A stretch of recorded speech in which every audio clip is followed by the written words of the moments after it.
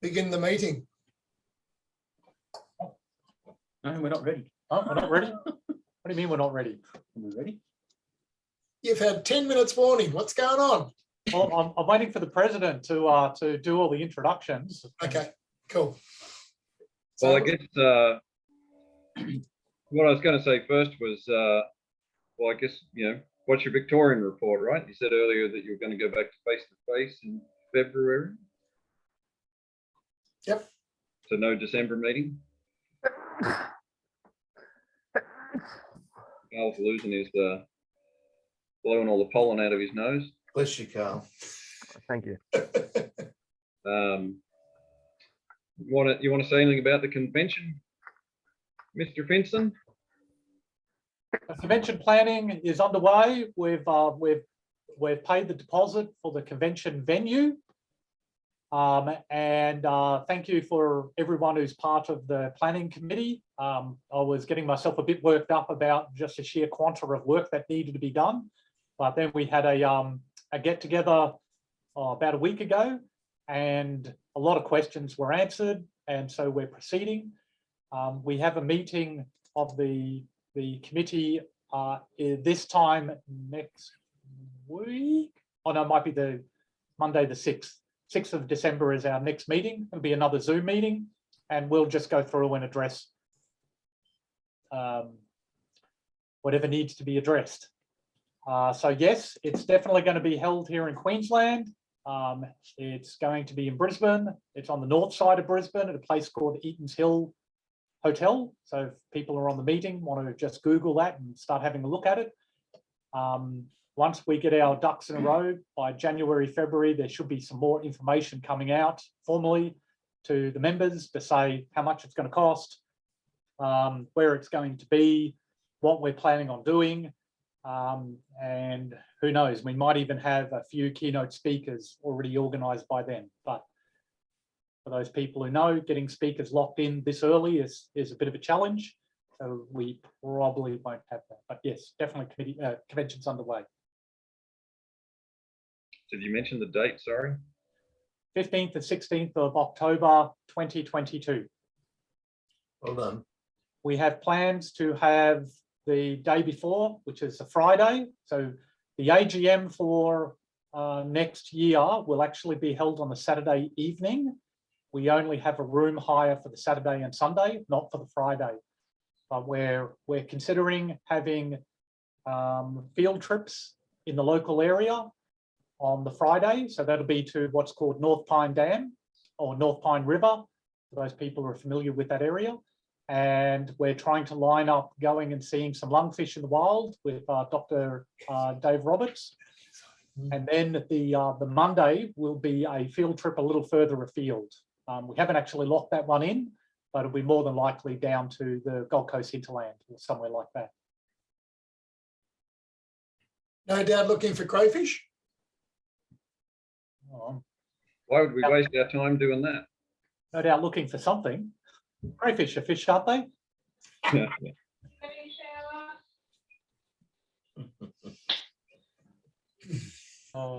Crawdads. Crayfish are also crawdads. I'm sorry, this meeting's for members only.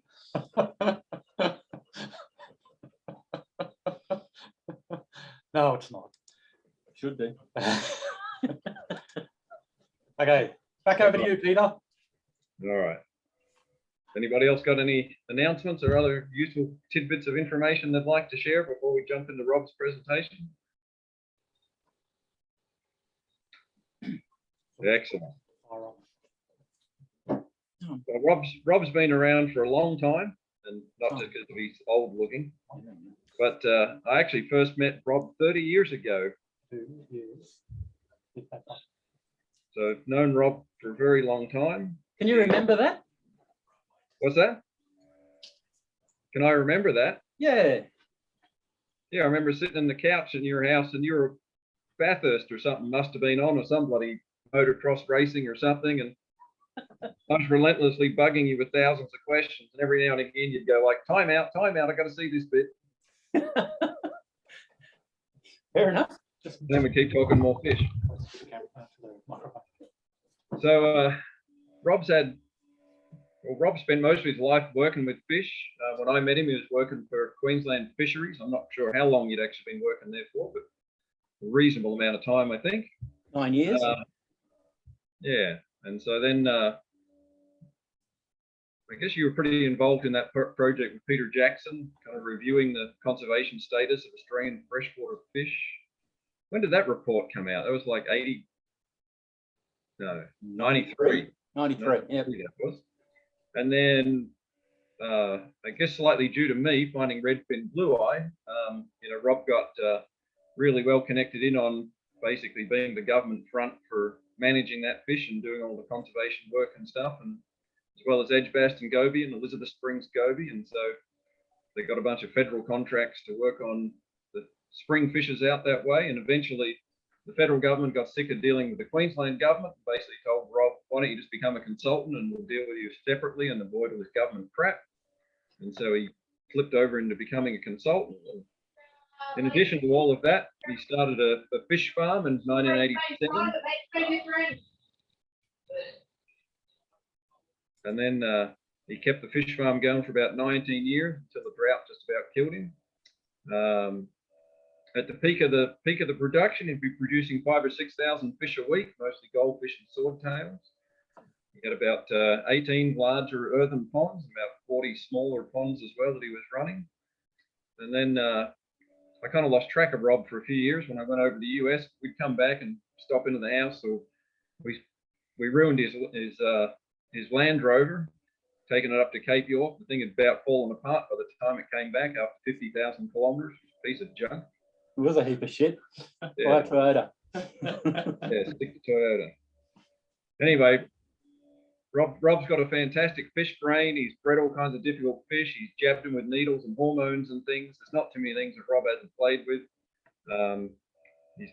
He's a very hands-on kind of fellow and very innovative for coming up with interesting solutions to problems. And he's one of the best fish brains I know. So at that point, we'll hand over to Rob and he can share some of his wisdom about building his new fish room. Fantastic. Thanks for that, Peter. That's a whole nother lifetime ago, and I've kind of moved on. Yep. It's interesting. I'd forgotten a lot of that. Look, I'm not going to muck around because you gave me a deadline. I'll try and share a screen.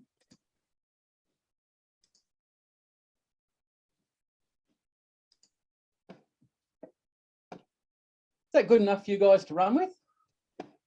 Yep. Looks fine. Right, my normal style is for doing presentations is to whack 100 bloody slides up and go really, really quick. And I'm not sure that's going to work with Zoom. So I've pared it right down, combined a lot of slides, and I'll try and talk a bit slower and hope that the slides keep up with me. The title's Fish Room Build 101, but it's not me telling you guys how. I'm not the lecturer telling you guys how to build a fish room.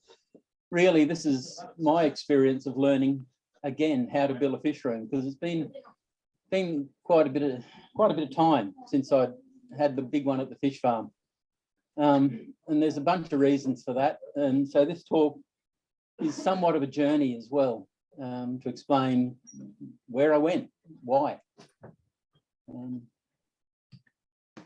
So at the moment, can't work out how to transition to the next slide. Page down. How about that? Thanks, Graeme. So this is the old fish farm. This was about 2005, as it says there. And this was about the time that we were selling up and transitioning to a new farm. There's a lot of reasons for that. Peter touched on the millennium drought, and that was horrendous. It did.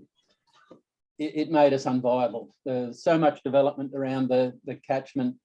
Urbanisation was coming out. Our water supply was taxed more and more by hobby farms in the catchment. We made a really tough decision. If you look on the left-hand side, you can actually see the covered igloo ponds are already being dismantled. Anyway, we made a decision to move on. I guess with all there were land bankers grabbing land all around us and driving the prices up. And as it turns out, it was for the Caboolture West development that Queenslanders might know about. It's a huge new satellite city north of Brisbane, and it was going to be just across the road from us. So they drove real estate prices nuts. So we took the opportunity to bail. We took the money and ran. Whoops, that's not the right one. That one is. So we bought a new farm about end of 2006 with a new big dream. It was much bigger farm, and look at all the space that we could have put literally hundreds of earth ponds on. I really wanted to build a new farm, restart, and have another crack at it. And the really good thing about this property is at the end of the millennium drought, the creek still had water in it. So that was promising. I built a big new shed. I built that myself with a bit of help from the kids in the family and a few mates. Oh Christ, hit the wrong button again. Sorry. But it didn't really go to plan. 2008, 13 years ago yesterday, it all went to shit in about half an hour. So I don't really want to dwell on it too much because it changed my life for a very bad way. And it's taken me a long time to deal with it. I can't even go down to the spot where the big shed was now, but a lot of help from my family and friends and whatever. We've moved on. We've built a new life, and it's pretty good. But just so you can get the idea of the intensity of this fire, that was a lined office. I had bookshelves up the. You can't see me pointing at that, can you? You move your mouse around. Can you see the mouse? Anybody? Is anybody still out there? Yeah, you Yes. can see it. Yeah, we can see it. Yeah, righto. Yeah, they had bookshelves there with fish books, and this pile of stuff on the right was 3 foot 3 by 2 by 2 fish tanks, display tanks, and they boiled dry, and the vase melted, and the stand burned away. It was just unbelievable. Anyway, let's move on before I burst into tears again. 2019. It's been a long time. Why do I want a fish room? Well, I've had fish the whole time, like Peter said. We took a lot of the fish ponds from the farm to the new place, and I set 10 of them up and kept things like rads and honey blue eyes and running river rainbow fish, just things that needed a bit of help. But as we rebuilt our life, and we're pretty comfy now, I just started to think that something was really missing. And I have no point at where I decided I wanted to build a fish room. I literally just heard a voice that said, just build it, Rob. So I started. I really had no idea why I wanted to do it. If you guys are reading the screen, it doesn't, it saves me saying about it, but I was struggling just to live day to day, but I had these ideas in my head that would just sounded like really good things to do. And this bottom one, reconnecting with ANGFA, that was the cracker for it. I went and found ANGFA again. I still didn't know I really needed a fish room, but it was good to catch up with ANGFA. So, that idea grew and grew. And if I did want to build a fish room, what would it look like? If I was on the tractor, if I was mustering cattle, if I was out doing some consulting work, if I was fixing something, my mind would wander and I'd just think about what a fish room could look like again. I mean, the one on the farm was over 100 square meters, 120 square meters, and with hundreds of tanks in it. And that was ridiculous. It would have been better if, it was better for me not to try and think about going down that route because it was a big investment, but just let's come back and call it a hobby. So it had to be something I could fit in and look after easy. It needed to have a whole bunch of tanks that you could do different things with. But I've got on a real bent about not using too much energy on the farm, and we've allocated a lot. We've offset our carbon credits. There's all that sort of thing. I didn't want to stuff that up by using thousands of dollars a quarter versus electricity keeping a fish room going. So smaller hobby. fun. I like things to be neat and tidy and functional. So I thought about just having the same tank everywhere, or is that really the right thought? Should I have a variety of tanks? I didn't even know what I wanted to keep. I did have one rule. There was no skinny aisles between tanks. I'm not a slim person, so I wanted room to move. I like the idea of being able to stand back and give the fish room to be fish and watch them. So I guess it narrowed the decision down a little bit. I didn't really know what I wanted, but I guess I was getting closer.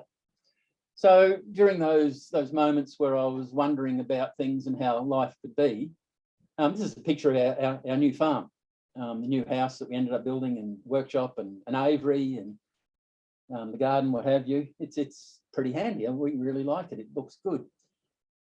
But a fish room was never part of the plan. If we'd built a fish farm, to the top of the screen further down the block would have been one of these mega fish rooms and all the ponds.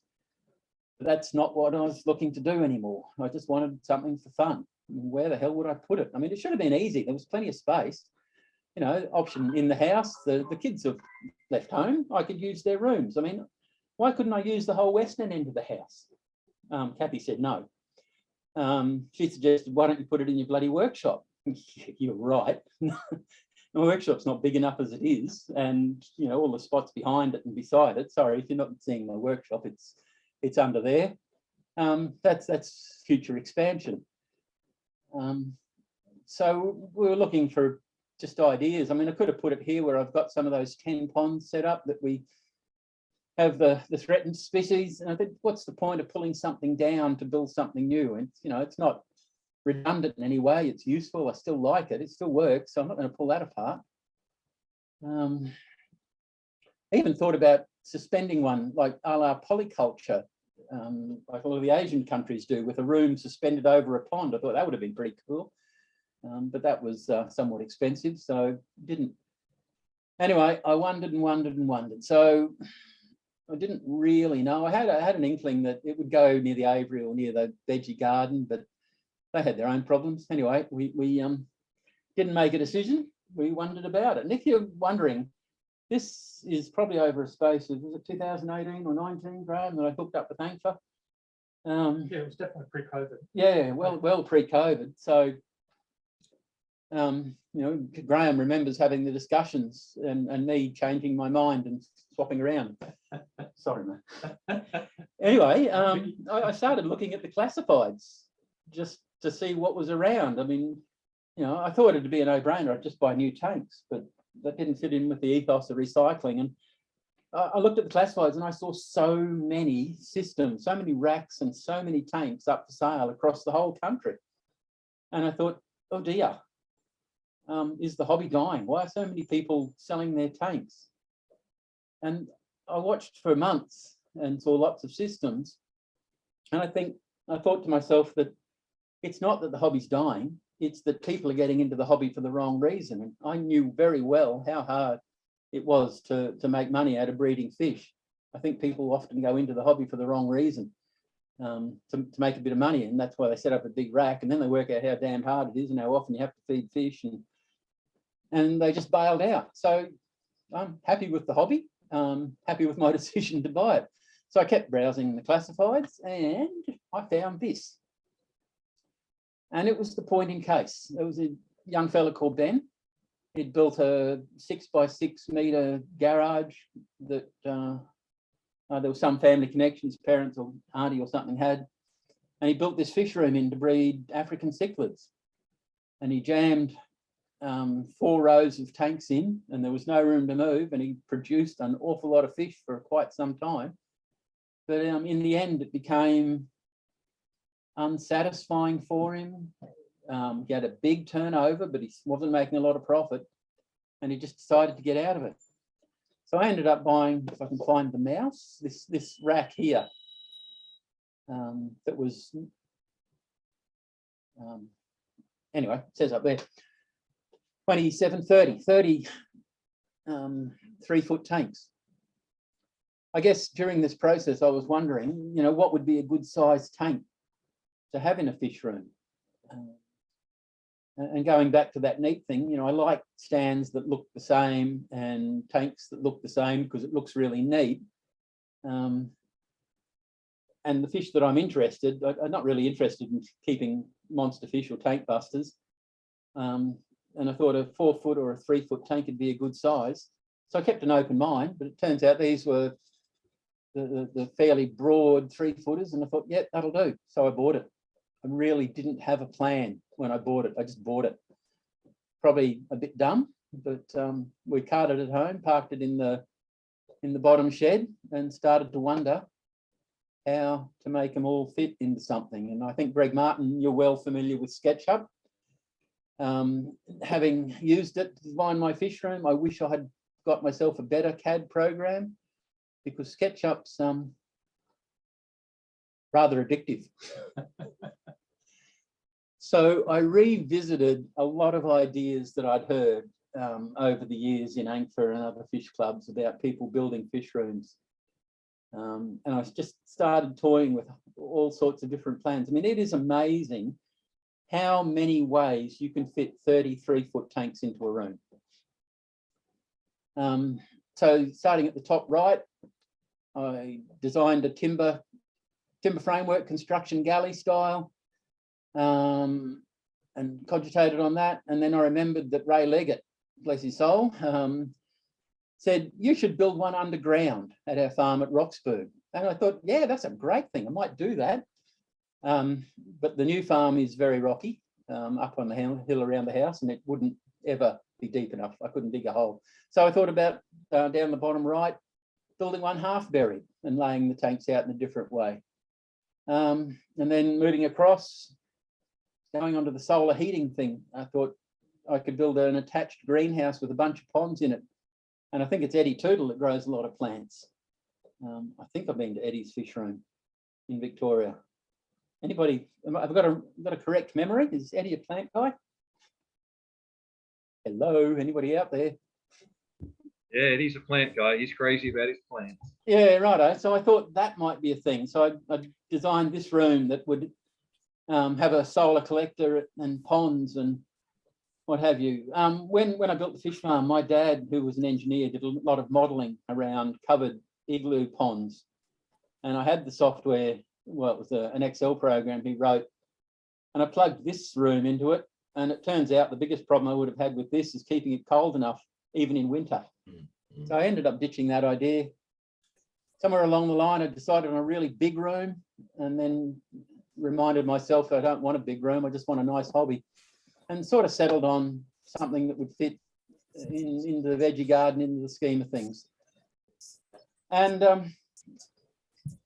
probably earlier this year, February, we made a decision. We decided it goes into the veggie garden. It would be a standalone building. You'd have a northern exposure, northern aspect, so we could take advantage of solar heating or passive solar heating. That spot was near irrigation water. It was a real problem to get electricity there, but I didn't think it was insurmountable. It just had a few issues to sort out, so we'd get through it. The good thing about that spot is we've got a chain mesh fence around the chook cage, the veggie garden, and what was our dog pen.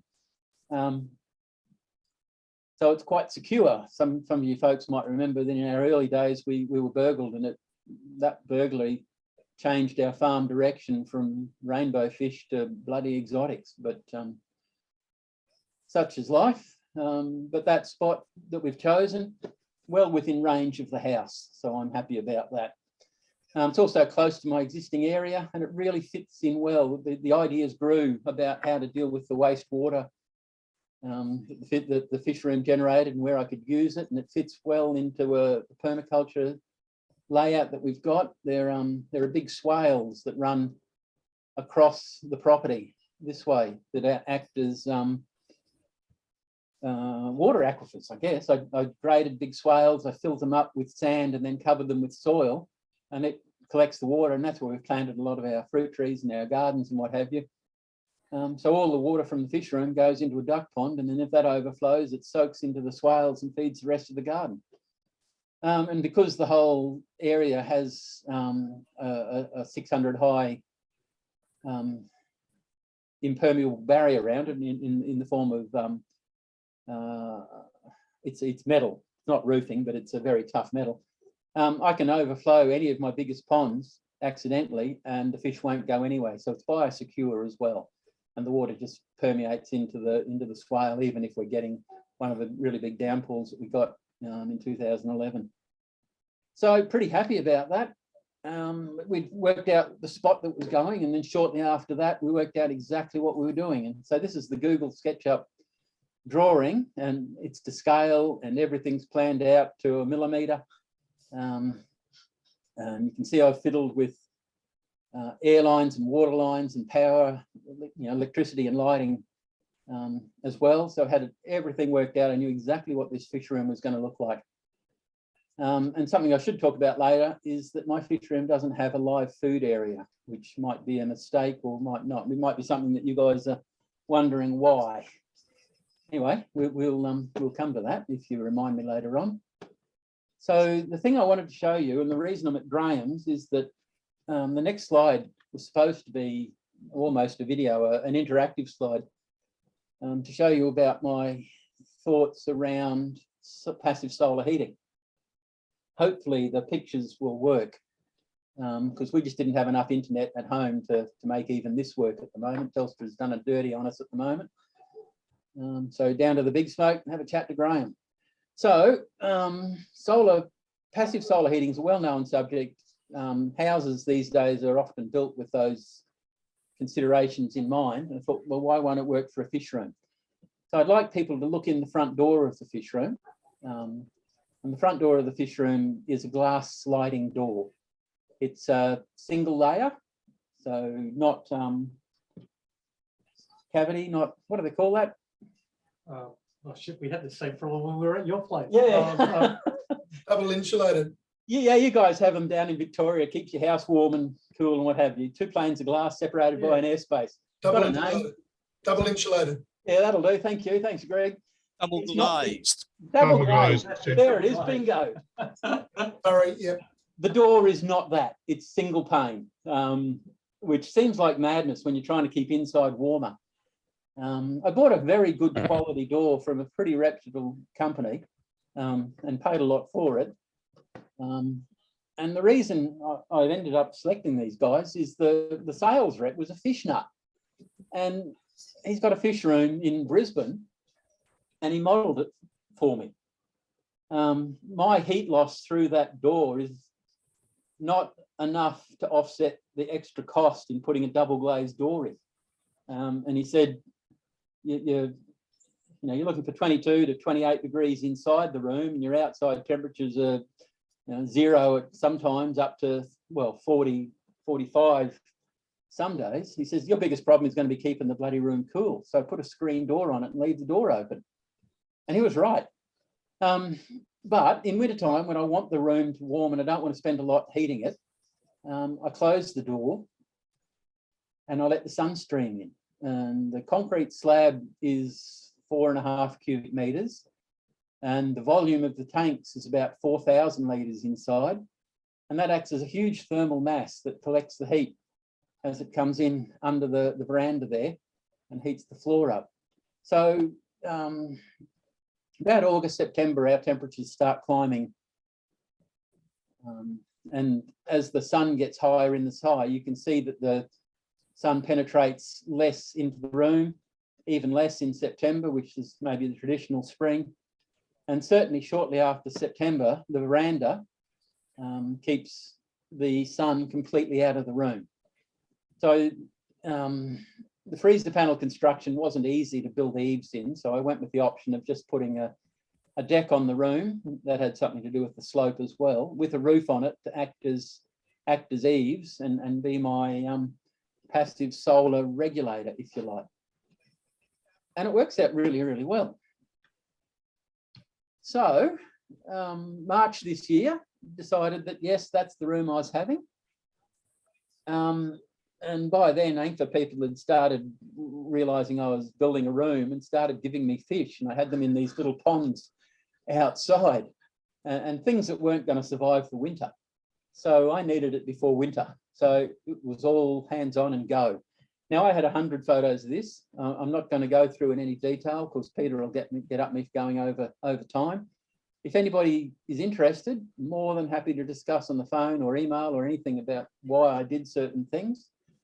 But yeah, let's just blast through it and hope the internet keeps up. So panels, bought them from a local supplier. My sons helped me build it. It's the first time we've ever built anything in freezer panels, so we had a lot to learn.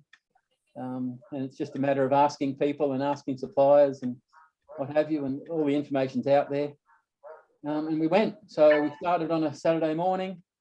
And by Saturday evening, the bottom right photo, we were just finishing off the final screws to hold the panels into the channel that we'd fixed onto the bottom. And then on the Sunday, got up early, we put the roof on and finished all the outside and inside angles and trimming to hold it all together. And this is the following Monday morning with the room. Couldn't believe it. The kids did a great job. We nailed it. Freezer panel is an interesting material to work with. It went together really well. It's got fantastic properties for insulation. We ended up using 4-inch 100mm freezer panel, which for all the statistics, all the calculations for heat loss and heat regulation was double what we needed. We could have got away with 2. I'm worried about the impacts of climate change, and we're seeing all sorts of things at the farm in the 15 odd years we've been there. And one of those things seems to be an increase in little whirlywinds. So I actually built the room to the old-fashioned W60 rating, which is basically cyclone proof in North Queensland. And using 100mm freezer panel was part of that. So hopefully the room won't go anywhere. But the really sad thing, I don't know, something I was surprised at was the amount of waste we generated. So that trailer's 1.5 meters wide, 3 meters long, and that's about 800 high piled up. So several cubic meters of waste generated, which appalled me. It's not something I wanted on my head. Anyway, it was what it was. So I carted it off to our local tip, and the guy there was brilliant. He helped me unload it. We stripped the steel off the styrofoam and put it in the metal recycling. He rang up a company in Brisbane and they bought a skip out not long after. And we dropped all the styrofoam per se back in the skip. And he must have known that we had a whole bunch of other styrofoam that went into that skip as well. So that all went back to Brisbane to recycle. The timber, the packing, all went into the mulch pile, and that got processed through a mulcher and turned into garden mulch. The only thing that was left was the plastic film and the plastic tubes that all the sealant came in, and unfortunately they went to landfill. So not a bad result for something that could have been a lot of waste going to landfill. Some details. I chose to air condition the room. Everybody, all the forums, ANGFA people said that air conditioning was probably the cheapest and easiest way to manage it. And it avoided the need to having lots of power points in my stands for heaters and what have you. I chose a simple wall-mounted unit because it was about 3 to 4 times cheaper than a split system. And this little unit does heating, cooling, dehumidifying, and just a fan function. So I went with that and hoped for the best. That's my door, single glazing, stainless steel screen. It's actually a door specially designed for freezer panel, and it fitted really, really easily and quickly. If you try and just use a regular house door, it just doesn't work well with freezer panel. So that's just a tip for anybody. Electricity got there eventually, a bit of a circuitous route. I must have known something, because under the concrete driveway a decade ago, I put in a 100 mil PVC pipe just to put irrigation pipes through if we ever needed it. So I taxed that for running the electricity under our driveway and down to the room. Pretty happy with that. Not so happy with this part. My electrician mate, and you know, all credit to him, he did the job at mates rates very keenly, but he was very pedantic about using Australian standard quality control, Australian standard products.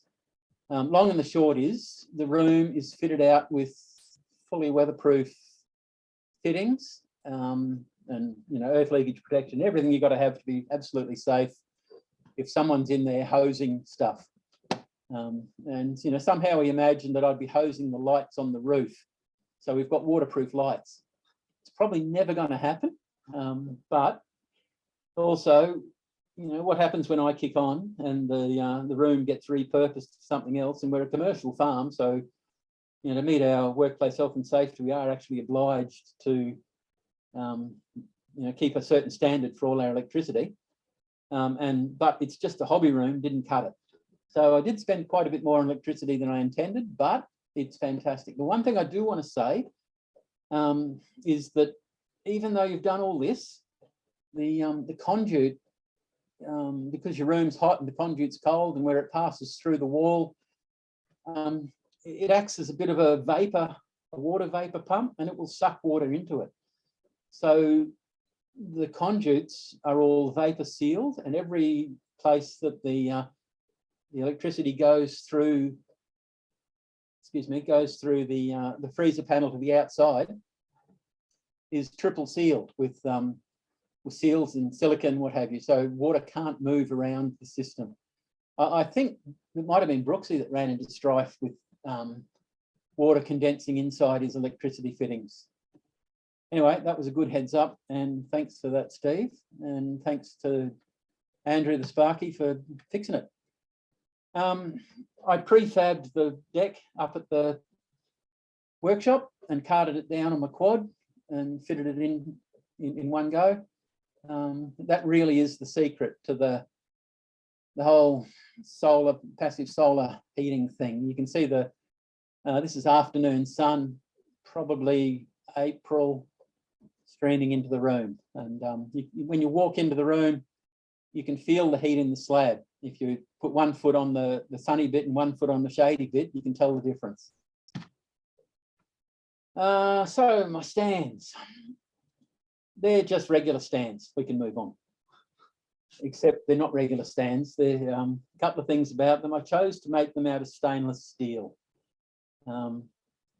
which is a bit, you know, ostentatious. But because we're fairly remote, I was just going to weld them up with black steel in the workshop, send them away to get hot dip galvanized and brought back. With all the transport, and you know, stands are fairly big and what have you, and the galvanizers were busy, the quote was horrendous, and I started looking for options. I was talking to a mate who runs a fabrication company, does big jobs, a lot in stainless steel, and they'd misordered a load, and I basically bought it at a very good price.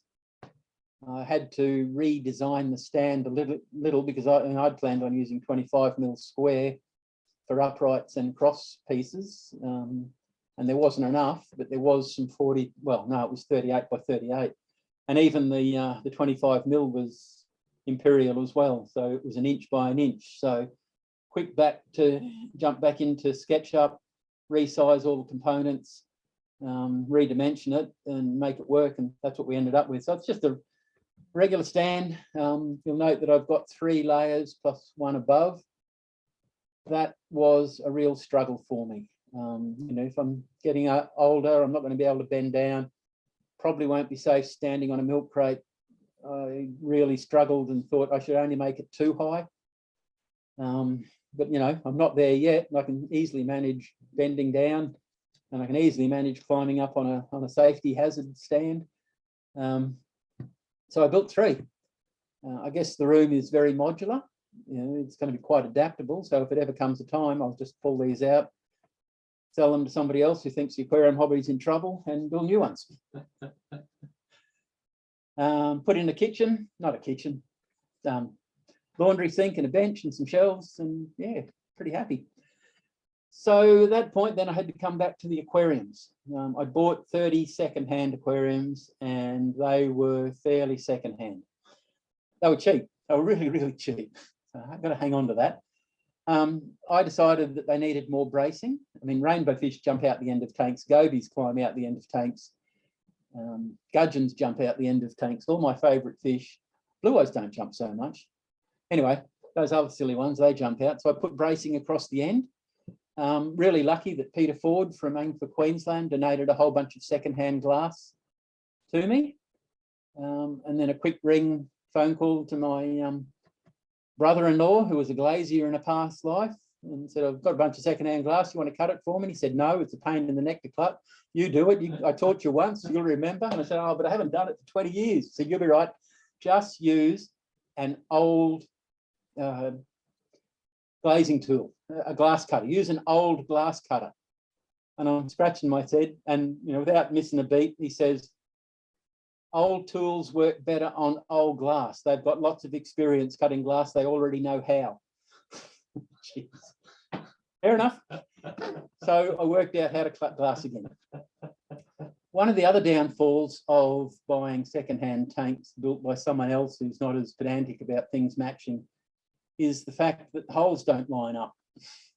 So this bottom left-hand, well, top left-hand side, aligned the tanks up perfectly along the edge of the table. They're exactly aligned. And then I took a photograph down through the holes in the bottom, and they don't align. To be fair, I was already aware of this. I just wanted to take the photograph to make the point. So I used the existing holes that old mate had drilled to drain the tanks. My idea was to have an automatic water change system. So I had needed somewhere for the water to go. So I was going to reuse his holes in the bottom. I didn't use he also had holes in the front under this blue tape. And that's just holding a patch on. I just covered those up. But the wonkiness of the holes drove my decision for the drainage system, which we'll come to a bit later on. So I banged some tanks in, filled them up with water, and brought some fish inside that was getting fairly chilly by now and needed a filtration system. I was always going to go with sponge filters. I would like the idea of isolating each tank from all the others. A sponge filter is a fairly good medium.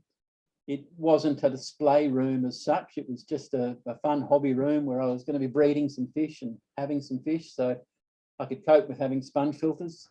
They're really quick and easy to clean and effective enough. So air driven it was. One of the things I bought from building the fish farm, where we had blowers on all the ponds fed by underground pipes, is that bigger wins. So I used, I got a whole bunch of 40 mil pressure PVC with the tank and recirculating system purchased. So I reused it.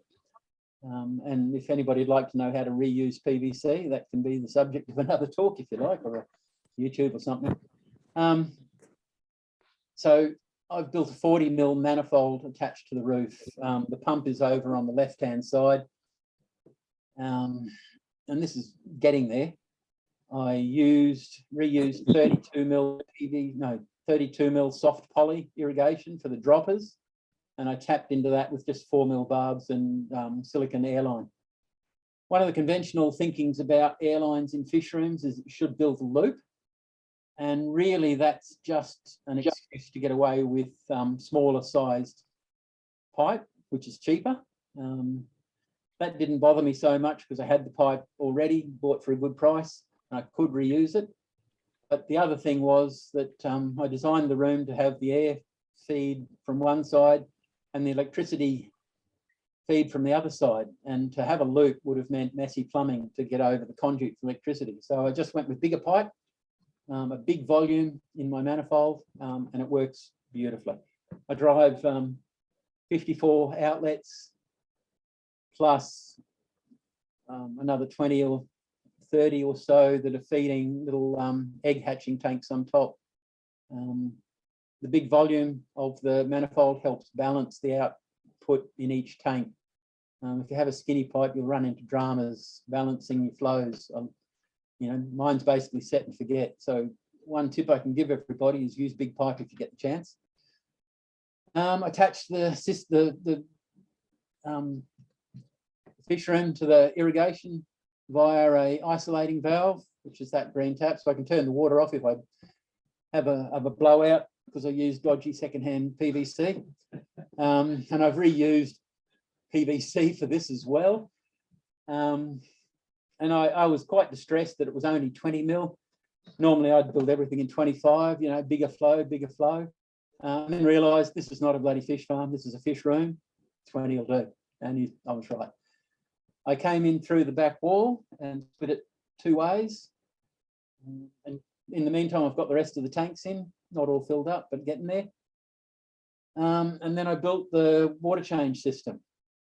So the right-hand side, the right-hand tap is just feeds a hose. I can take the PVC hook off the end and hose the floor down, or I can put the hook back on and fill each tank individually if I need to. Put a little hanger up there to keep it all out the road. The left-hand side is my automatic water change. So my water change system turns that valve on, flows through here and feeds the tanks on each side of the aisle. I did have an automatic timer set up right there. Hello. And use that to make sure the water changes happen at a certain time reliably every week. And that's really sterile. I hated it. I really enjoy doing water changes, so I got rid of it and now I do them manually. Not very manually, as Graeme might point out, but anyway, we'll get there. I think on this slide, yes, we will. So that system feeds water to every tank. So top left-hand side. Once again, I inherited all this, or I bought all this with the tanks and the recirculation system, so I found a way to reuse it. That little valve, the green capped one, helps me micro regulate flow to each tank, or in the event that I'm raising fry in the tank, turn it off completely. Yeah, so that's good. It flows water in, that flows out through a PVC standpipe that goes through that hole, the misaligned holes in the bottom of the tank. And when I have fry in the tank, I put a sponge filter, sponge foam over that outlet as well to keep the little guys in. And the reason I use it for the fry is that, coming back to the fact that I don't have live food production in my fish room, is that I'm a fish farmer from way back, and I think plankton and green water are the answer to everything. And I'm very lucky that I didn't lose a couple of 3,500 litre ponds. So I use them for growing plankton and green water, which I bring in. So my fry tanks, I bring in 5 litres and pour it into the tank, and that just flows out. Sorry, I'm pointing at the screen again and you can't see it. Flows out through the sponge filter and does my water change for my fry tanks. So the fact that it's turned off and not getting the automatic change is okay. So that standpipe drains through the bottom of the tank. I ended up using 90mm stormwater PVC, and I drilled a large hole in it, lining up approximately where the bottom drain of each tank was. That allowed, that catered for the misalignment of the holes in the tank, so it didn't really matter too much where old mate had drilled the hole back in the day. The hole in the pipe collects it. I did have to put a little spigot on the outlet because the water was running all over the place as it wrapped around the bottom of the bulkhead. But that's not attached anyway into the drain system. I did have a video of this, but it's not going to run over, the network. So just imagine that I've turned the tap on. I did want to say that that's how I do my water changes. They're really involved. I walk in, turn the tap on. I set a timer on my phone to run for a calculated time. And that is equivalent to about a 10 or 20%, 10 to 20% water change in each tank. All the water runs out onto the floor and drains out into the duck pond. So really is quite easy. Recommend it because it's a great time saver. Makes water changes fun. One thing that I'd overlooked was the amount of humidity that pumping that much air would generate. I thought I'd get away with it. But having the room all closed up in winter generated an awful lot of humidity. I'd regularly run 95% humidity, and the water on the walls and on the floor was just staggering, and it wouldn't have been long until I started growing mold. I bought these couple of these thermometer humidity meters. They're really, really handy. Just a little magnet on the back. They attach one on the wall on the inside of the room, one in the outside under the veranda, so I compare outside into in. This is very early days. This photo of this meter was taken very early in commissioning the room. So I had a very dry day in winter with the door open, and I'd closed it up that afternoon, and by the next morning the humidity had started climbing. Excuse me, Rob. Go, Greg. Where did you get that unit from? eBay. Like $2.50. It was really, really cheap. Thank you. Runs on a 9-volt battery. It's about 2.5 inches, 60, 65 millimeters diameter. Really handy. I'd recommend them for your shipping container, mate. One inside, one outside. Thank you very much. Yeah.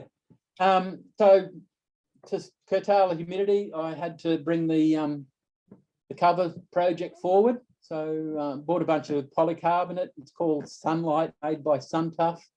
It's good for patios and greenhouses. Really, really strong. Transmits light really, really well. And when I drop it, it doesn't shatter into a whole bunch of glass shards. I did have to drill holes in it to cater for the automatic water change system. And I even had a couple of glass tanks. I've got 3 tanks.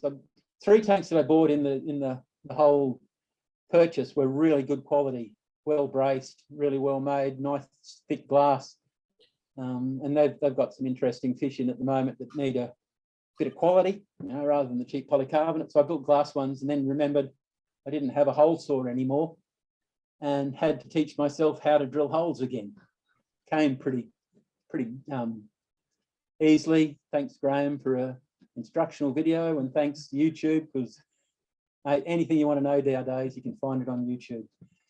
And speaking of YouTube, there's a fella called Jason in Sydney that breeds Tanganyikan cichlids, and I was watching a video on his on YouTube, and it was about putting lights in. And he said, I bought these off eBay, and they're really, really cheap and really, really good. He'd been running them for about a year, and he'd just bought another shipment to do the other side of his room. He'd been watching eBay for 12 months to wait for the guy that he bought the lights from to discount them again. So with that bit of news, I jumped on eBay, eBay, and looked for the guy that he'd bought them from, and bought these. They're a 129 LED light with a pretty good spectrum and a really good output. And I paid $22 each for them, which I thought was pretty good. I bought as many as he had left, which I think was 13. Then I started the process of watching eBay every day to see when the discount happened again. And the next lot I bought were $25, and that's delivered. So yeah, if you've got the patience, it's probably worth it. I've had mine for 3 years and not one fail. That's really cool to know. Thank you. I'm So- happy about that. You're on mute. I was going to go LED lights, and I enlisted the help of an engineer that I know, might be sitting behind me. And LED strip lights are a pain in the neck, and to get the light intensity you want in waterproof is staggeringly expensive. Um, Can I ask another quick question, Rob? Peter's going to get up me, but yeah, go, Greg. Do they produce a lot of heat? No. Does No, the the ballast light- produce a lot of heat? Yes. Yes, the ballast does produce a fair bit of heat. Probably runs at about 40, 45 degrees. Because the Yeah. reason I'm asking is my fish room in a shipping container is now heated just by the bloody ballasts. Yeah, and I'm moving on to that as well. Okay, sorry. Okay. Yeah, no, we can talk about it now. I've actually got my ballasts mounted up on the very top layer of the stands, and I've positioned them so that they sit over the stainless steel. So the steel acts as a heat sink and distributes the heat away from the ballast. So hopefully that'll help them last a bit longer. And I think at the moment, well, let's just move on. And there's another picture of the thermometers outside and inside soon, and we'll talk about it then.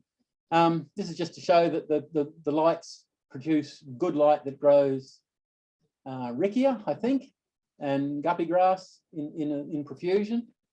That's just a picture of the sponge filters I used. We're nearing the end. I'm about to commission the room fully at this picture. Pretty happy with how everything's worked out. Just needed a few extra bits of racks to drain things and, my plankton nets and what have you. And just quickly going on, I hatch my rainbow fish and blue eye eggs and goby and gudgeon eggs in plastic shoe trays I bought at Bunnings. They're about 4 litres, so it keeps the water relatively stable. They're just sit on top of the polycarbonate. It's plenty strong enough to hold it up. Lights don't generate much heat at all, so the hatching trays don't overheat. And you can see I've made PVC, still reusing the PVC that came with the initial purchase to make breeding tubes and what have you. And I've learnt the joy of making spawning mops again. That's fun, eh? So yeah, just winding up. I put racks in for everything, something to hold my plankton sieves, a towel rack, net rack, a draining rack, and a convenient level surface for putting junk on. I tell my wife that. Yeah. So this photo, we're now at the end. The room's running. I'm really, really happy with it. This was a photo I took last week, pretty much the last sunny day we had. Let's work on outside. So you see we had a temperature range in 24-hour period from 23 to 33.9 and humidity from 42 to 72. And the ones in the middle of the current temperature and humidity. And the reason it's blurry is it was actually dark outside and the phone was remarkable to catch that image. Inside the room, I hold a pretty steady 71 degrees for the last 3 or 4 months. The range 62 to 71 doesn't change much regardless. We got a 62 inside, dropped to 45, 42 outside. During this time, the glass door is wide open and the screen door is pulled. So the screen door stainless steel mesh is probably enough to regulate a fair bit of airflow. It's enough to let the water vapor out, but I don't lose a lot of heat or humidity. That doesn't make any sense, does it? I obviously lose some humidity out of it, but it stays pretty steady inside. And inside, so that's a 24-hour period, 28.3 to 29.6. And the temperature in the fish tanks, so this is an air temperature, sits at about 27.5 in the top tanks, 26.5 in the bottom tanks. Something that I've noticed, and it may be the fact that I'm not running the air conditioner, is that there's a stratification in the fish room now.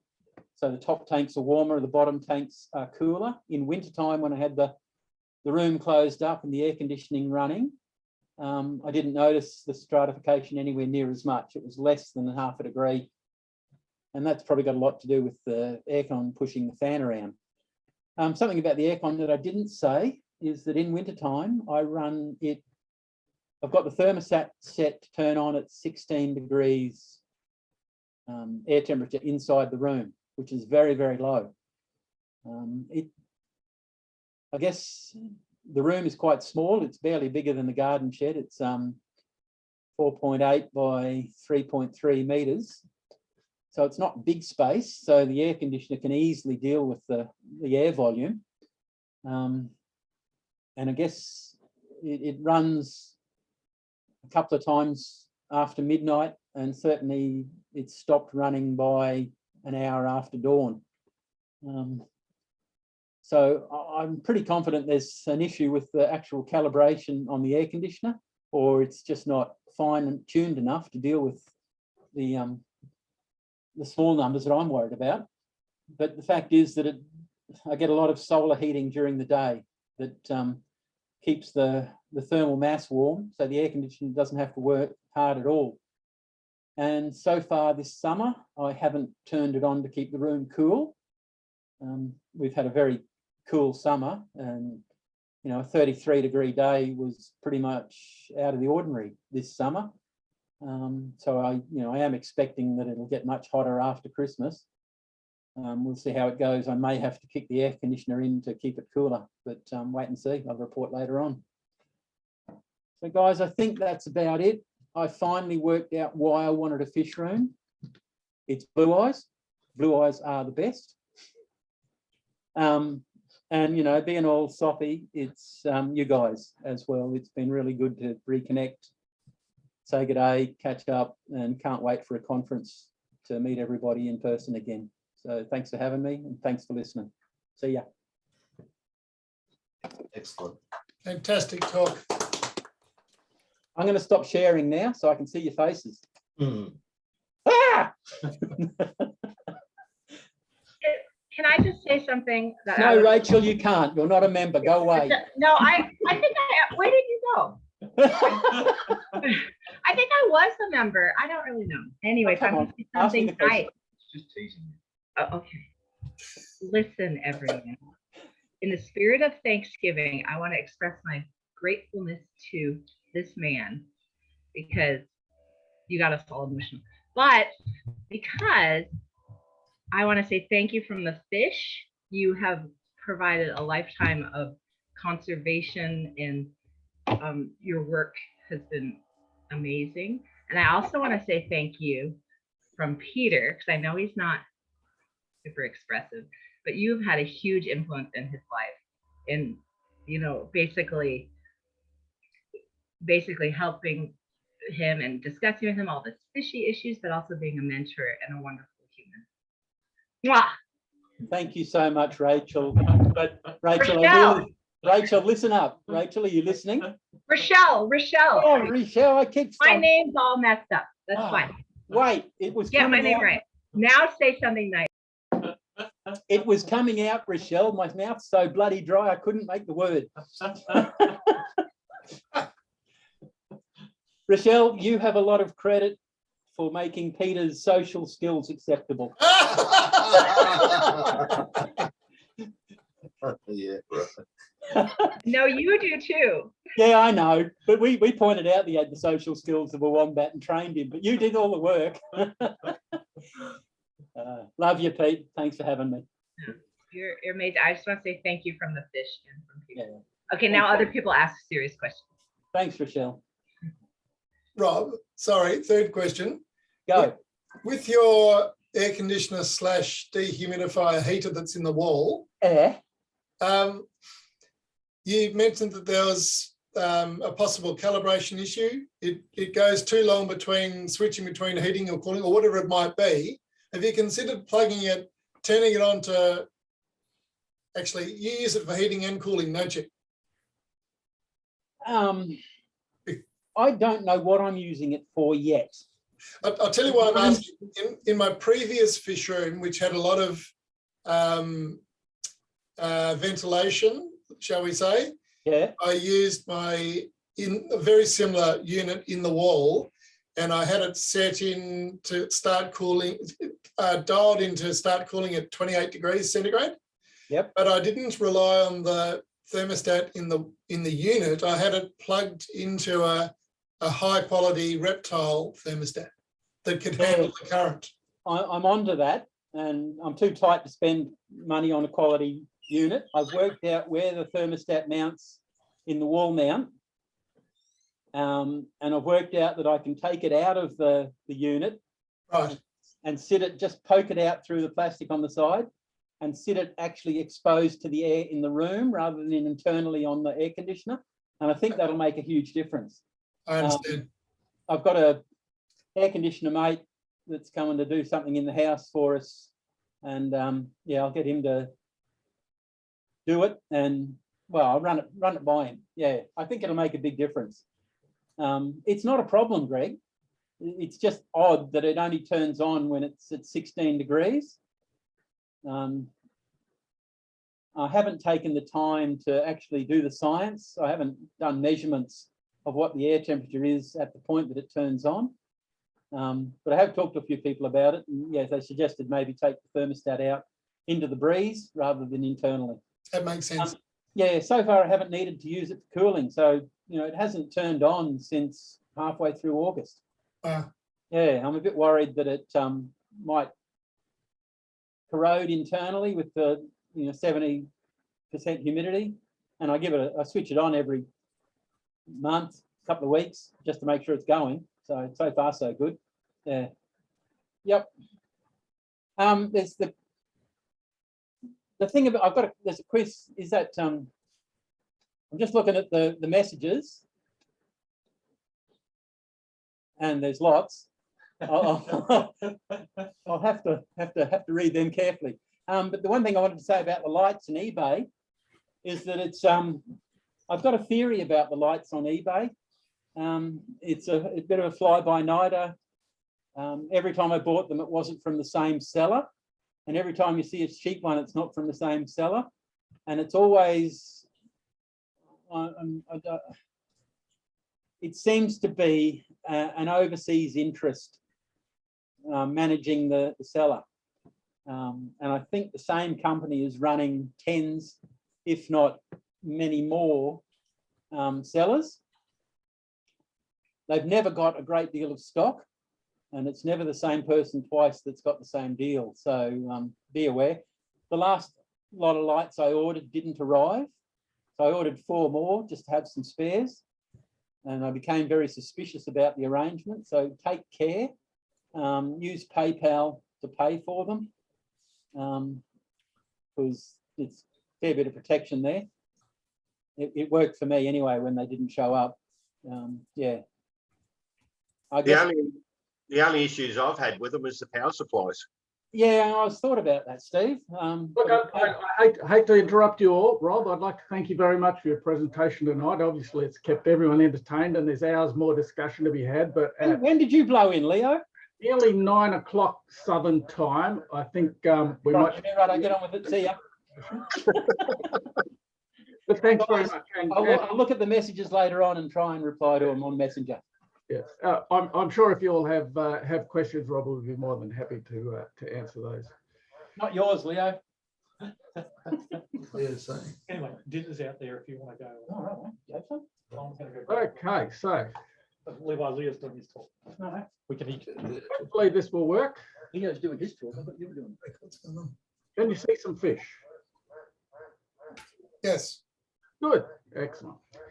Okay, so this will be a 2-part presentation. I'll do the first bit. I'll keep it relatively short, and then Graeme will fill in the gaps that I leave.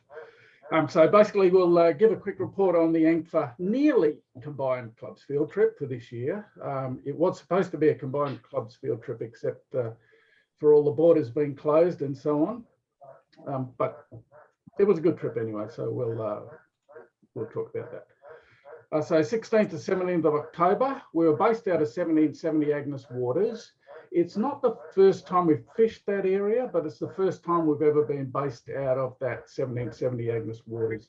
I've led a couple of field trips up there that in the past we were based out of Bundaberg or out of Baffle Creek. No, one of those creeks. Yeah, Leo, can you go full screen rather than your presentation format? how's that? Perfect, thank you. Yeah, so it's the first time we've actually stayed at 1770 Agnes Waters, and to tell you the truth, it was a 50-50 proposition since the area we're fishing was basically from Bundaberg up to 1770. But I like 1770 and I'd be happy to go back there again. Stayed at the Captain Cook Holiday Park. I've got a few photos of the accommodation there. As I said, attendance was limited by COVID and the border closures. The program was that on Friday the 19th, we'd assemble. On Saturday, we'd fish the well-known areas. Now, by well-known areas, what I'd done was I'd planned the first day to provide 4 distinctly different sorts of fish for people to catch. So there was one area where we were going to catch really nice signifers. There was another area where we were going to catch really nice dubulei with a fluorescent stripe through their anal fin, which is quite unique to that sort of area. Another area where we're going to catch really good fly-spotted hardyheads, which were a golden yellow hardyhead, which is a bit unusual. And then, of course, there was Deepwater Creek, which most people would know. The next day, we're going to fish some less-known areas, and we'll talk about that as we go. So the Captain Cook Holiday Village, most of us stayed in these cabins. The cabins were really quite comfortable. They had a double bedroom and then another bedroom with a set of bunk beds. I had Jason Saulder and Seb and Jason's son bunking in my room. So basically quite comfortable accommodation, air conditioned. Can definitely recommend it. If you're going up this way, I highly recommend you get hold of one of these maps of the Miriam Vale Shire. You can get them from the local information booth at Miriam Vale, but they're really, really handy. So they show this sort of a detail. Not absolute detail, but definitely the names of the creeks and the names of the roads and so on. And you can see from this map, Gladstone is up in the north left-hand corner here. We were at 1770 Agnes Waters. Yeah. Should have been able to get a laser pointer here, but for some reason it's not showing up. Yeah, so we stayed at 1770 Agnes Waters. We fished down at near Miriam Vale. We fished Coliseum Creek just south of Miriam Vale. We dropped down to just off the map to Gingin, and then came back up to Deepwater Creek, just outside the national park on that first day. The second day, Graeme and his cohort headed back to the back side of, or the backwaters of Deepwater National Park, whereas I and Darryl headed up north to further towards Gladstone.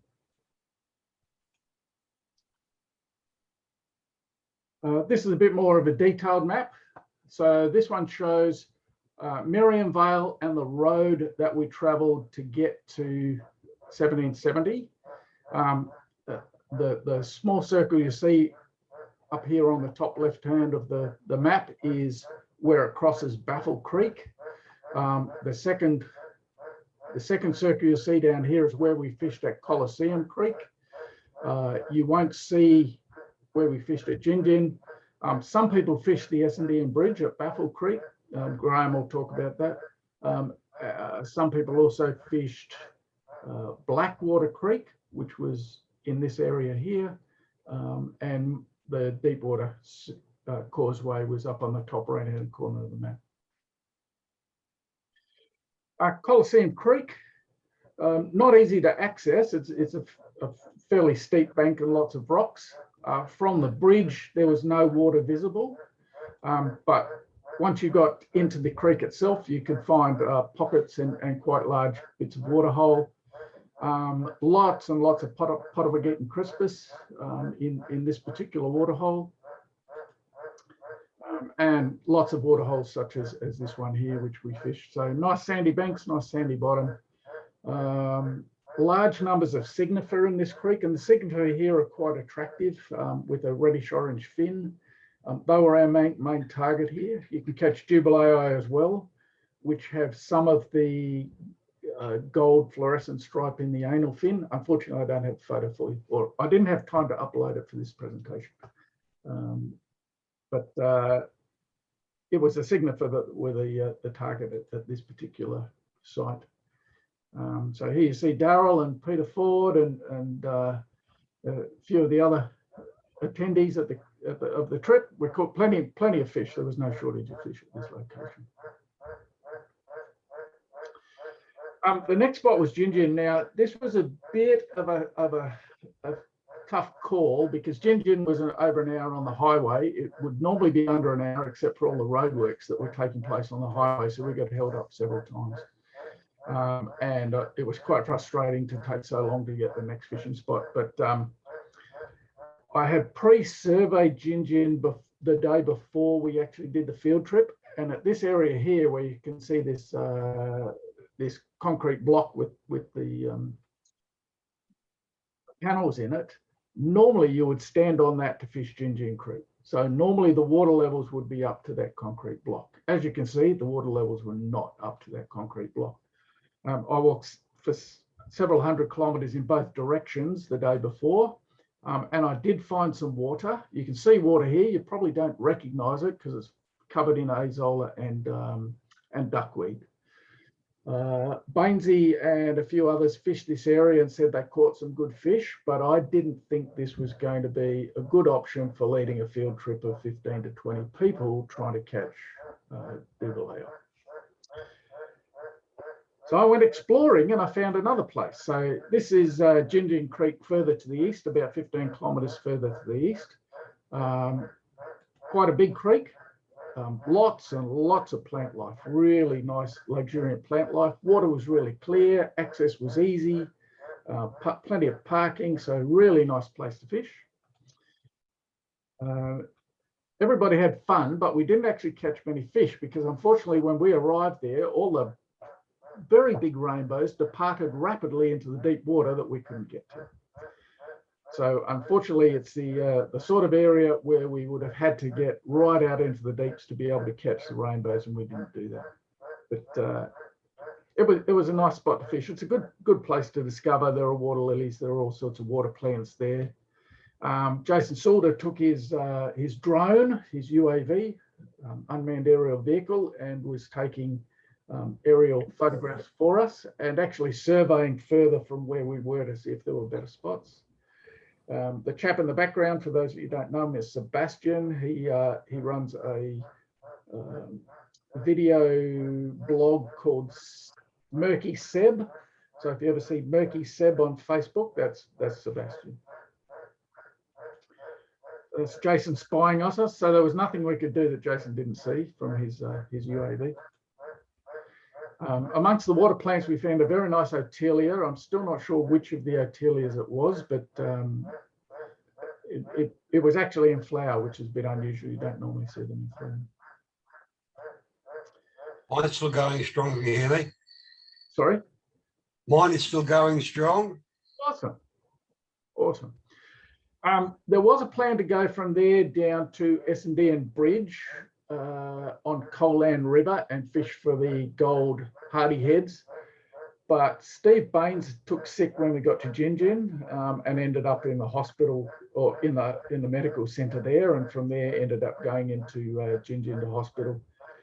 And because of the amount of time we'd spent on the highway with the roadworks, I think everybody was a little bit antsy. So rather than go and fish the Essendon Bridge, which I'd hoped to do, we went straight to Deepwater Creek, which was really what most of the people were looking for anyway. Deepwater Creek, for those of you who haven't been there, it's permanent water, quite deep, heavily tannin stained. The direction you're looking at the moment is east, which is upstream. Normally we don't catch too many rainbow fish upstream, but for some reason this particular trip, that's the place where we caught most of them. Don't know why, but we did. Downstream, there's a lot of shallow bays. So upstream, the banks seem a lot steeper. Downstream, there's a lot of shallow bays, and normally we catch a lot more rainbow fish down in this area, but on this particular trip we didn't. Having said that, easy fishing. So from the causeway there, you can catch every fish you want. You don't have to wade. You don't have to travel if you don't want to. Everyone having lots of fun. Again, Jason had his UAV out. The two girls there were the champions of the day. I think they caught 80% of the fish that we caught on that particular trip. And yeah, so we caught lots and lots of fish. Everybody caught enough fish. I think there were a few lessons learned about using bread in the trap instead of in the bait pouch.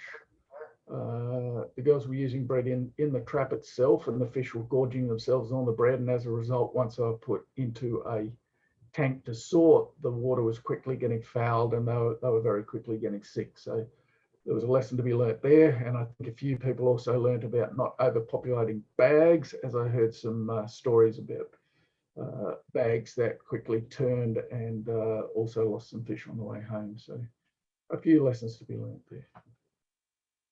They should have used buckets. Buckets be buggered. So that was the first day. The second day, Graeme took his people down south. Daryl and I headed north to Station Creek. Now, Station Creek is supposed to be where you catch the blue splendida. Now, I fished Station Creek before and didn't catch blue splendida, but I thought we'd do it again. Station Creek's a nice little spot. There's a deep hole under the bridge, and then there are a number of small water holes downstream from the bridge, which also had water. Even though it was very dry, there was water in those water holes.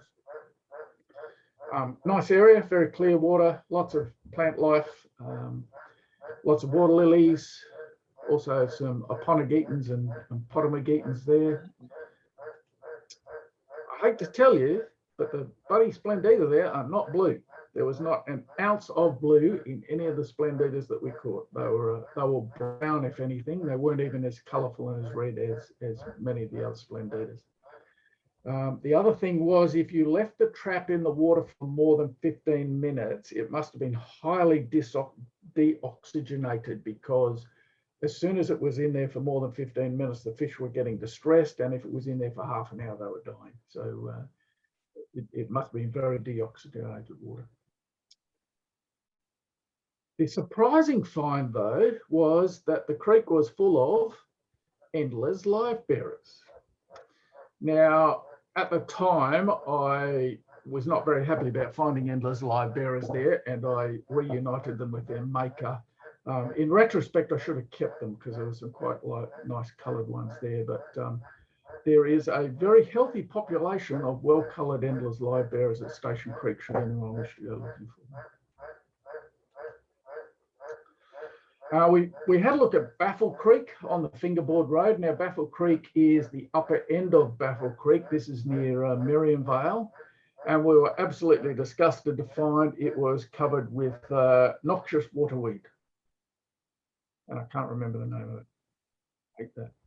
Salvinia? Salvinia. Yeah. Salvinia. Thank you very much. Salvinia molesta. So it was absolutely chock-a-block, except for this little bit at the edge here, covered with Salvinia. Very, very disappointing, and it really showed how badly stressed the creeks and rivers were. The low water levels at all the creeks showed, but this one really needed a good flush out to get rid of all this stuff out to sea.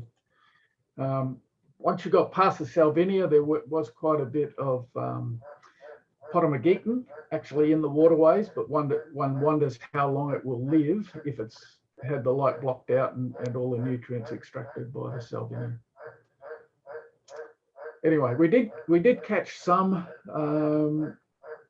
signifer at this location, not many, and it was very hard work to catch. We did not catch any jubilee either. Are there any questions from the first half of the trip? Did you find any smelt by any chance, or dwarf flatted gudgeons anywhere? Not a one of either. Yeah, so there are smelt in Baffle Creek, but they're very, very, very few and far between. I've only ever caught 7 once, and we've been back and looked pretty hard. So actually just right by the Miriam Vale there. And yeah, super bloody hard to find. There's not many. That's the northernmost population, but yeah, I kind of wonder if they're still actually there or not. I have seen them in the past, Peter, but there was no sign of them whatsoever. I'm really worried about that part of the creek at the moment. We've got to catch them in riffles when it's flowing. You said your hardy heads were golden yellow. All hardy heads are golden yellow when they're breeding. Is this? Can you elaborate further on the coloration? Well, it could have been they were breeding. I don't have a photo available. Well, hang on a second, maybe I do. I won't hold this up. While Graham's talking, I'll see if I can find you a photo of the hardy heads that we caught last time we were there 6 or 8 years ago. Yeah. The fly specked hardy heads that we normally catch have no yellow in them at all, although occasionally they will have orange fins. This was the only time I've ever caught them where the whole fish was yellow, bright yellow, goldfish yellow. Yeah. I've never seen it before. Yeah, it sounds like breeding coloration. Okay. Interesting. Thanks, Carl. No worries. Graham, handing over. Okay, The real Greg Martin, eh? can everyone hear me? No. Other than Unfortunately. behind me. Just bear with me while I set up my screen.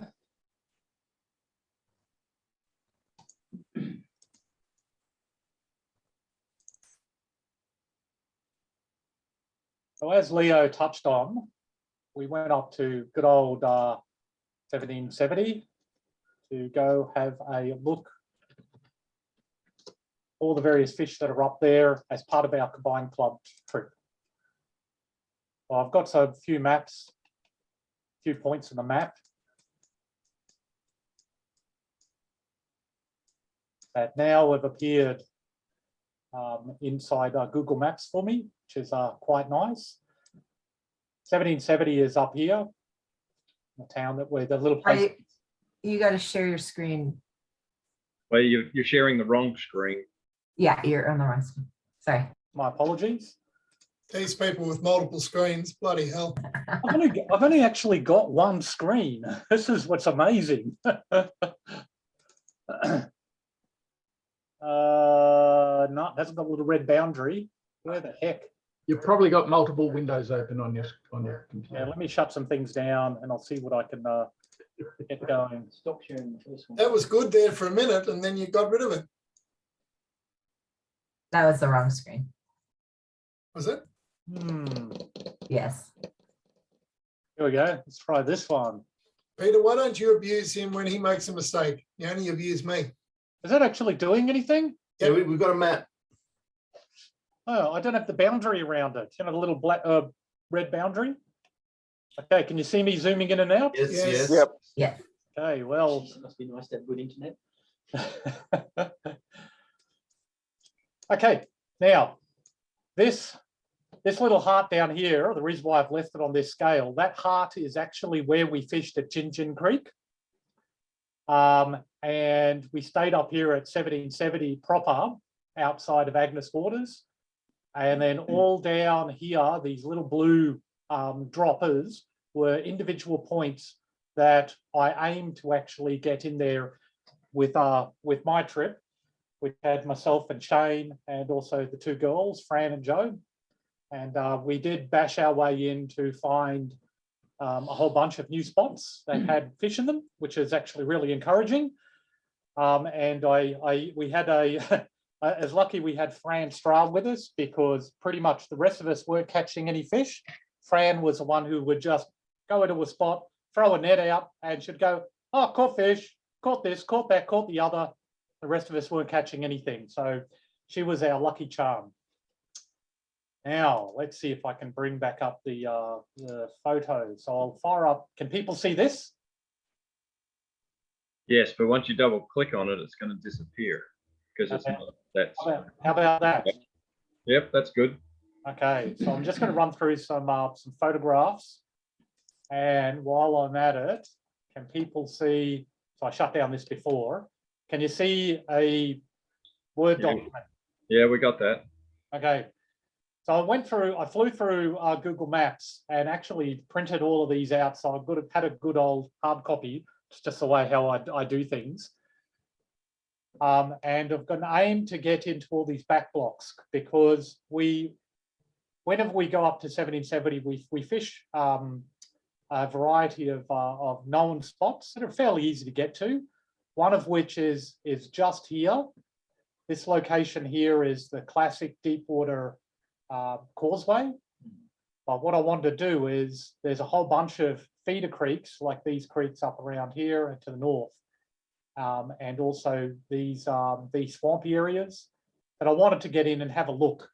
So I wanted to spend a day, and I was quite happy to go by myself, but we had another vehicle who tagged along with us. So that was quite nice. But I've circled all these various locations and we spent a day going to have a look at all of them. So this is just us at actually at the facility. I've just got to move some things out of the way so I can find where my backwards forwards arrow is. There where it is.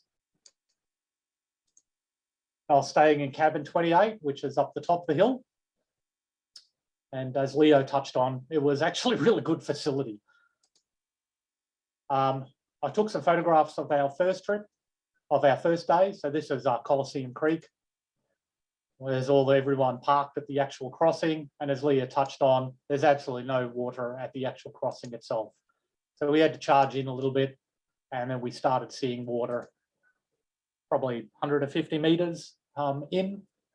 That's Wayne Osborne. You can see there's Leo madly dip netting. There's Peter Ford in the background and a couple of the other guys, Daryl sitting down.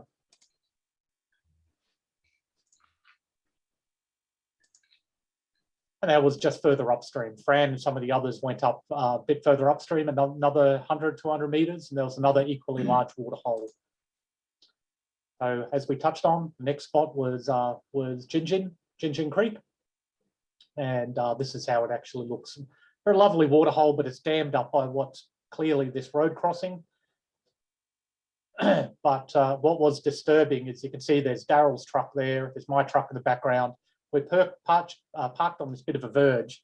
I walked up to the top of it, which was probably another 5-6 meter up of rocky terrain. And you can see on the top of this, there was all these trees that were just bent over by the water flow that comes through here when this area goes into flood. So there's massive amounts of water comes down this area when it's in flood. It's just everyone surveying the region, wondering how the heck are we going to catch the fish? Because you can see the buggers. And we were catching tiddlers and little things were going into the traps. There were gambos at this site. Gambos, yeah. The gambos were actually in this more disturbed,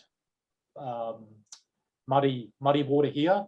Leo also caught a couple of Magunders out of this terrain. There's a lot more rocky terrain, and this is where the creek actually flowed under. You can see the bridge over there behind the guys. So that's where the water was, well, it wasn't flowing, but if it was flowing, that's where it would go if it didn't overtop the road.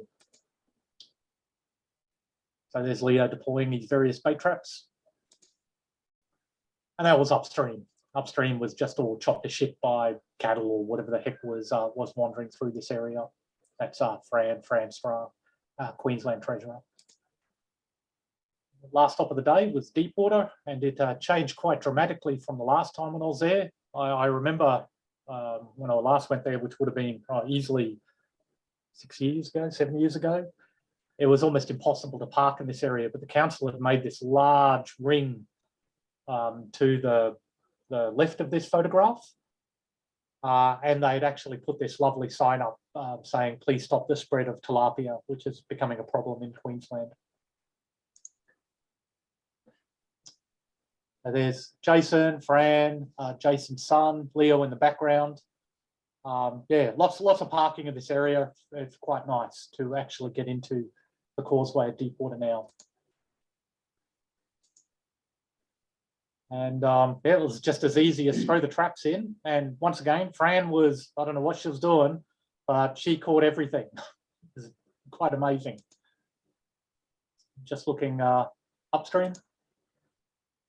And the collection tank. We had that quick because you can imagine this many fish that had gorged itself on bread, as Leo touched on. You're starting to see they were getting sick. They were just depleting the oxygen, ammonia levels were going up. So you had to act pretty quick to get them out into your cleaner water, your buckets. So that night we went down and had dinner at the local. There's Wayne, Leo, Peter Ford, Daryl, and my wife Jody over on the left, this right-hand side here. Of course, there's my chair there. We booked a table for 12, but only 6 of us turned up until we'd finished dinner, and then everyone else rocked up. And then it was time to close, so they kicked us all out. But Wayne got this. I don't think he actually ordered anything other than this dessert. It was this enormous banana split. I just had to take a photograph of it. Now we're doing the next day. This is my map. You see the list of the individuals who all turned up. We had 13 people join. And we were driving our way to get in this track, which if I just flick over to Google Maps, and if I turn on this layer, we were hunting for the track that took us down here. And as it turns out, it's the road that takes it to the sewage farm. So there's a poo plant here. You can see the digesters, the primary settling and secondary digestion.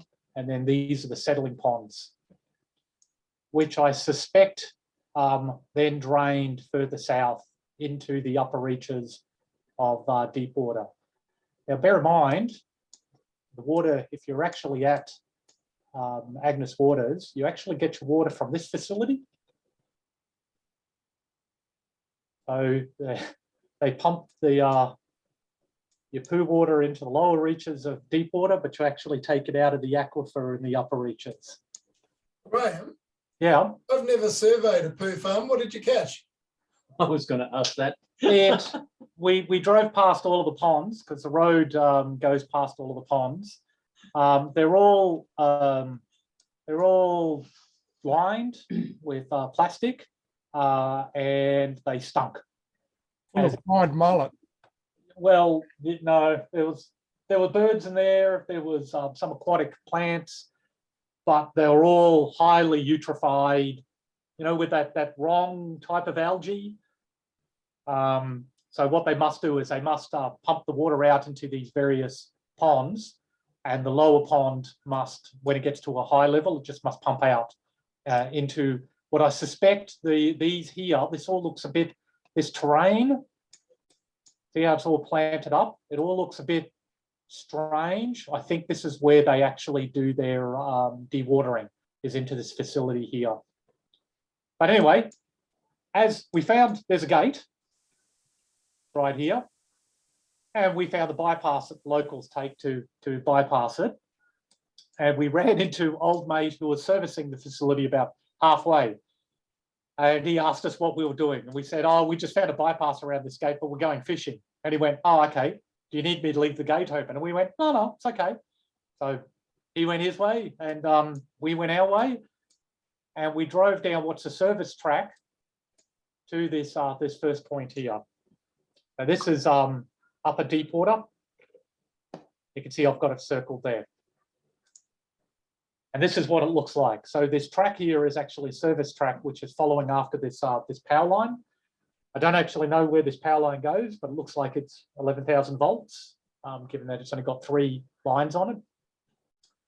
And we jumped out, and there's no water in this area, but it's all this tea tree paper bark type terrain. So clearly there's water there. We had to go down about, I don't know, 200 meters, 300 meters, and we found our first bit of water. Now this is clearly in Deepwater National Park. So the Deepwater National Park, if I turn the other layer on, you can see it starts on the edge of the road. So we're down about here. And to my disgust, when we got there, fish scattered. We thought, oh, bargain, there's fish here, great. You know, we don't need to do anything with it. We sat there and watched for a little bit. And as they came out from all of this thicket, you could clearly see they were gambusia. That's all we saw here was about 24 gambusia. So this is in the national park. The upper reaches of Deepwater Creek is gambos. I was shattered. But the good thing is, as Shane pointed out to me, I took a photograph of it. You might not be able to quite see it, but all this green crap is actually green freshwater sponge sitting on what looks like this rocky, sandstony, almost travertine type rock that served as the base of this particular waterhole. So it was sandy on this side, but you can see in the background, there's all this rocky area, and the rocky area went around on the other side of these rushes. So that was one good thing, is I finally got to see this, this green freshwater sponge that I've heard people talk about. Never seen it before. That's just a little bit of a close-up of it. You can clearly see it all lining this this rocky terrain. And that's just stepping back from the little gambo hole. Fortunately, on the northern side, you can see how close the vehicles are. So we've just parked, we're sitting on the road. We charged off into the national park, you know, a good 200, 300, 400 meters. And then Fran goes, oh, I'll just have a look on the other side, because I'm despondent now. We've run into this this gambo hole. It's just like shit. Gambos, bloody hell. What are we going to do? And Fran goes, Graeme, there's a big giant water hole, like just here. You can see it from the road. So we went over and had a look. You can see there's a limit of it, a little bit of it here. And there's more of it. There's even more of it. And clearly the water in this area has been down very low, and it's Deepwater and Bundaberg area had not had water for months, years, in fact. I know my cousins who live in Bundy were complaining about how there's absolutely no water. So this water must have come up in the recent rain that they've had in the district. So Miriam Vale's had some flooding water, and the areas, I mean, while we were there, we were getting rained on. So the aquifer must have started getting recharged. So we went dip netting, and for anyone who's you know, familiar with fish, you'd know what that is. So that was Fran dip netting, and the first thing she caught is just bloody gambos. But the good thing is that there is the Splendida, so the classic red-tailed, and we could see him on the surface. These fish would come up in amongst all the gambos. So the gambos would be sitting in the first 5 mil of water, and there was just clouds of them. Not millions of them, just tens of them. Every school of about a dozen was gambos. But every now and then, coming up from the bottom, you would see a rainbow. Rainbow would be a little bit bigger, have the red tail. And there was heaps of them in there too. So that was quite beneficial. The thing we did note though is there was enough sick looking rainbows that have that, you know, where rainbows, when you stress them, they kind of go that half white color, half normal color, and they sit on the surface and they do that weird swim so that it makes rings on the surface. We did see probably 2, 3, 4, 5, 6 of them. And we also saw some of the ones that were coming up from the bottom. They had tufts of, you know, the Comelanus cloud tuft. Fungus. Yeah, fungus on them. So our reckoning is this water hole was really low, really bad, and now they've had quite a massive inflow of water. And of course, rainbows are acting the way the rainbows do when you give them a sudden water change. However, all the gambos all looked perfect health. Just eat this shit for breakfast.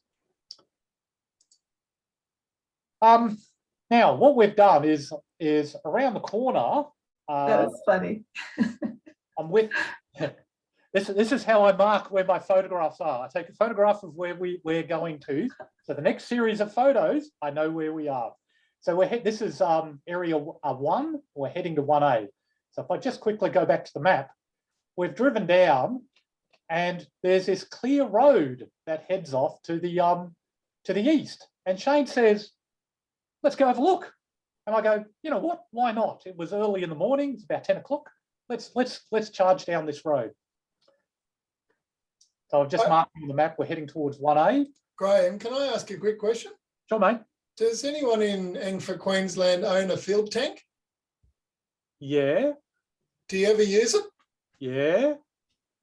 Do you ever show us the photos that you take in the field tank? Yeah. Except that none of us had in these two cars, we didn't have field tanks. What? So my field tank is actually sitting downstairs in my house, separate to my fish box, so that it doesn't get broken. And so I transport it separately, except when you're packing your car up the night before and you forget to take it. So it doesn't get broken. So it doesn't get broken. So Okay. I have an unbroken field tank sitting downstairs. Good to know. Carry on. Anyway, this spot here is this little creek crossing, and it was a muddy waterhole that we forded, and to the north and south of the road was two quite sizable waterholes. You could see the one there, and it just looked like shit, like liquid mud. But Fran gets in, and her first dip, she got about, I don't know, 50 glass perch, 2 rainbows, and a couple of gambos. You couldn't even see them from the surface. I just took a photograph of my truck because I like taking photographs of my truck. Then we kept proceeding on that road. You can actually see it on the map here.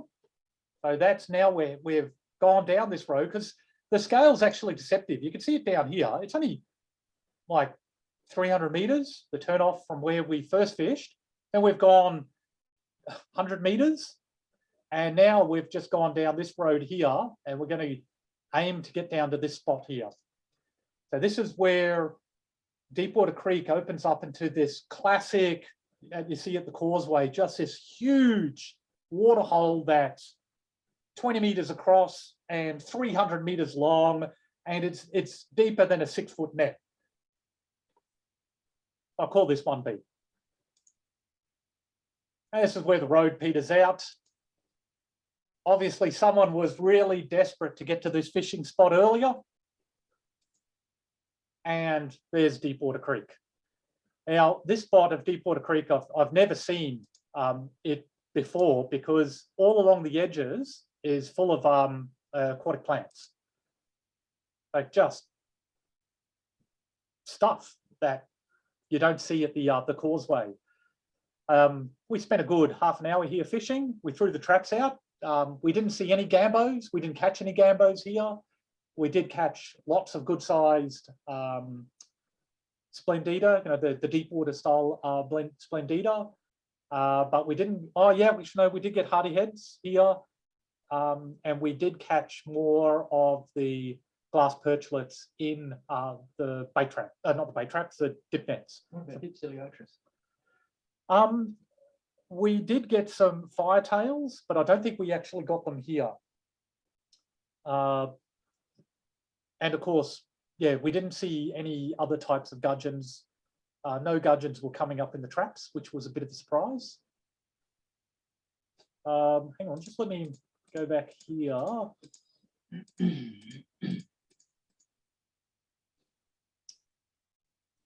Yeah, okay, I didn't take a photograph of it. But this was just an absolutely majestic spot, and we can see why these tracks now have been pushed into this area, because as it turns out, locals come into here, and sure enough, there was a posse of about 20 trail bikers who came through on the same tracks that we were on, and off they went. So now we've got out of Deepwater, upper Deepwater proper. So I had original plans to actually follow this road and to keep going south to get to this spot here. But it took us about a good half an hour of going at about 20 k's an hour to navigate this track. And this was as far again south. And I wasn't all that confident that the road even further south was actually navigatable, given that Google Maps was kind of trying to take me over this way rather than south. So we decided to pull the pin, and we've gone the long way round, gone around, and we're trying to come to this spot here, which is called Pearson's Creek. So that's it circled there at the map. Pearson's Creek on Pacific Drive, which flows into the middle Blackwater Creek, well above another little creek called Cow Creek. And this is what it looks like from the road. Shane spent a fair bit of time fishing here and he didn't catch anything. But we sent in Fran, who found this quite extensive waterhole much further down. And originally I thought, oh shit, you know, this waterhole, where did this come from? But you can actually see it. Like here it is here. So, and her first tip, she just bang, she gets a one glass perchlet, one rainbow fish, one gambo. So we're pleased to report that, yes, there are native fish in here, but again, there's gambos. So you're going to see this recurring thread about gambusia. Gambusia are invading, they're everywhere. They're in Deepwater Creek, which is a national park. So it's only a matter of time as more development occurs in this area that we're going to find that soon enough, you're just going to have gambos in these upper reaches, and they'll just then feed all the lower reaches, and soon we'll only just have gambos. Nonetheless, you can see the water in here is all silt affected. So I'm assuming that these water bodies, while they might be permanent, when the water starts coming through, they're getting silt affected and coming through on these water holes. So Graeme, are you saying that the developers and people are introducing the gambos into waterways for mosquito control? Well, I'm not suggesting anything, but you can see there's a suspicious number of dams all here. Now, I don't want to say that these guys are stocking these dams with gambos, but we all know, being fish guys, that if you put gambos in a dam accidentally, you're only going to end up with gambos by the end of it, and firetails. So if you've got a farm dam, like there looks like there's a dam here, there's a dam there. So when we have there's a dam here on the creek itself. So when you have a water event, all of these things all fill up, overflow. So soon you just got gambos all feeding into here. And these farmers really, all these, I mean, these aren't farmers. These are just little guys who, for some, they buy their 5 acres. First thing they do is go, we've got to have a dam on it. Like, why? Got to have a dam. And they have gambos. So there's all these gambo reservoirs everywhere throughout Blackwater Creek. Now, the good thing is at the causeway, which is up here at Deepwater, we've never caught gambo. Well, I've never caught gambos. We didn't catch gambos this time. I think last time, Leo, did you catch gambos there? Might not be on the line anymore. I think there are reports that gambusia have been caught at the causeway before, but up here there's gambos, which feeds all into deep water. So how long is it before? And there's no dams up here. I mean, there's a little farm dam there, looks like. So are they coming from this catchment? I don't know. So then we thought, well, bugger this, let's go into what's called 5 Mile Creek, which is Maud Hill Road. So that's these couple of spots here.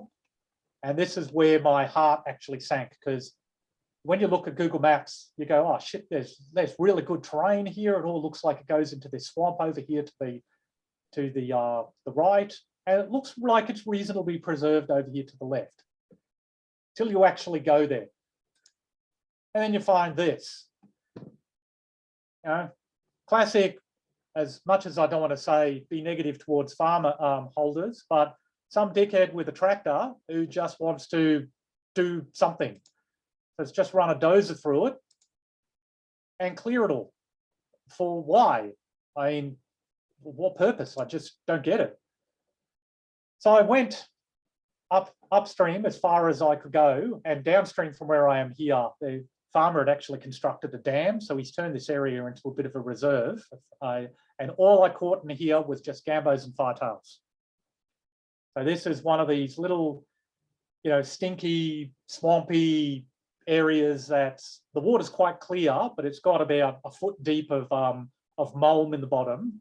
And when you stand on it, you know, all the sulfur dioxide comes up and you get that stinky swamp swell. And there's just gambos, thousands of gambos in this area, thousands of gambos. But I did catch firetails here.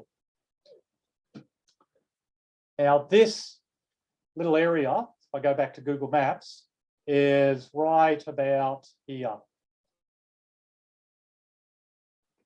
And that's only got gambos in it, just ready to go downstream to feed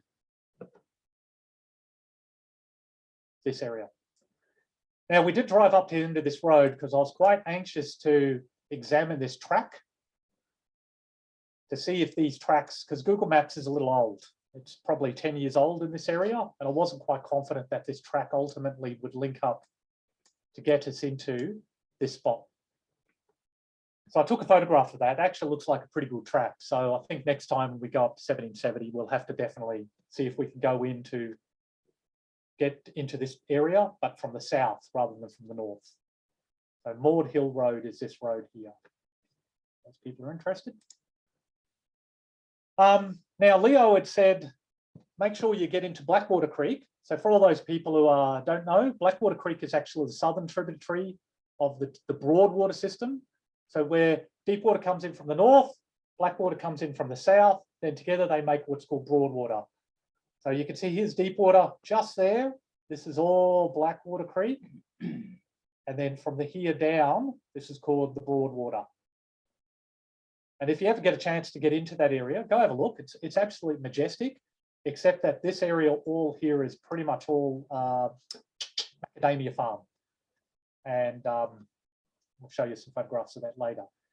But what I've got here is circled a little track, which is a spot that Leo recommended to get in. You could just make it out here. Yeah, I think it's the only spot to actually get in. Now, the good thing is that the road into Deepwater actually crosses over Blackwater Creek. And according to Google Maps. Except there's no water where the road actually crosses the creek. Yeah. So we stopped and actually had a look around, and sure enough, there's absolutely no water. It's dry as a bone, even upstream a little bit. There's just nothing. So this is Blackwater Creek. Now, Blackwater Creek is very similar to Deepwater, even down to the colour. Like I was this time around, Deepwater wasn't quite as tannin stained as what I can remember from years gone by. And Blackwater is just a lovely spot to get into and fish from here. It's a good 10 foot down, 3 meters down from where the bank is, where Fran's standing. Right, Graeme, just hold that picture there. This is, no, go back to the one before that. This is where you learn a very, very important lesson about fishing. There's a shelf that extends about 1 meter out from the bank here, and then it drops off very steeply into deep water. The novices will collect all their water from on top of the shelf, where it's about 10 degrees hotter than it is from out in the deep where they're catching their fish. They'll fill their bags, their buckets, whatever, with the hot water, and then they'll catch fish out of the deep, chuck them in this hot water, and they'll go belly up instantly. So a trap for young players at this location. Yeah, so sadly for Fran, she didn't learn that lesson. She learnt it at this spot though, and I was helping her to recover some fish. And sure enough, you sort of like chalk and cheese. They'll look really sick in one bucket, transfer them over to a cooler, fresh bucket of water with a little bit of salt and magic liquid in it, and yeah, they come good. And sure enough, she took them all home from this trip, and they survived. So on further from where I parked, this is Shane's vehicle. There's another little turning bay, so I just didn't bother about going into there. So Graeme, these creeks aren't affected by any connection back to the ocean and the estuary, so they're not tidal. There's no salt coming into them. Mate, I'm going to say they should be, when you look at how connected all this is and how flat the water is. Like this is all dead flat.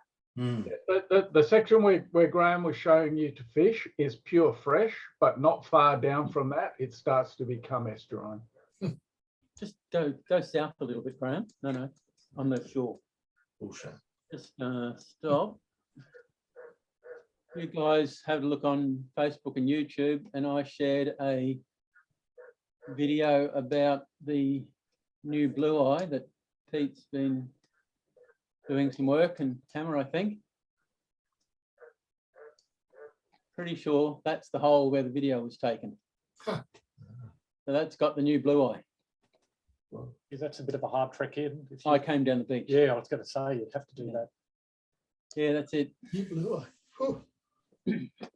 Is that mangrove blue eye? Yeah, So is that salt or is it fresh? It was very salty there. so this area here is connected to the ocean as a tide. It's tidally influenced. They've had no inflows of water for years, so there's got to be a saline layer, probably at the base, because what sort of mixing? You can see how deep the channel is, and while we were here, the water was blowing. The wind was blowing across it. We were getting little waves rolling in, because this is good. 30 meters across. Yeah. Yeah, it's quite wide. Now, I've gone down and I'm actually standing on the edge of the water near where that shelf is that Leo just described. It's actually like a travertine shelf. You can kind of make it out in how the water is just that it's a little bit darker here and a little bit lighter here. Yeah, you It's can as, see the edge of it where Graham's. it's as clear as mud off to the left. I don't know if I've got a proper photograph of it in my set. There's just the bait traps. There was near where Shane actually parked. There's no shelf, so we just threw the traps in there. Yeah, so after we fished, you can see I've actually got the road crossing on Deepwater Road for Blackwater circled here, but obviously we didn't fish there because there's no water. We wanted to go up, and there's this funny little indentation that comes in. So I wanted to go have a look at that. But as it turns out, it's on private property with, restricted area, do not enter, trespassers will be shot signs. But it looks like it's just where that line of trees are, is an indentation of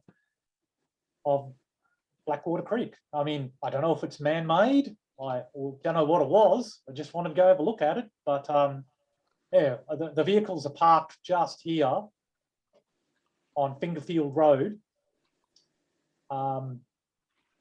So if someone can get access to this farm, because apparently you can get farm stays here, by all means, go have a look and tell me what the story is. Now, the rest of and I don't have that many more photos to go, the balance of our trip is we actually drove on the road, Fingerfield, I think it's called Fingerfield Road. Oh, it doesn't matter. Whatever, this road here, all the way to the south, down to this little town called Rules Beach. Now, we want to drive on that road because you look at Google Maps, you can see there's all these suspicious little swampy areas, including a definitive creek. And mostly I was just stopping with the guys at every single road crossing, and we didn't stop.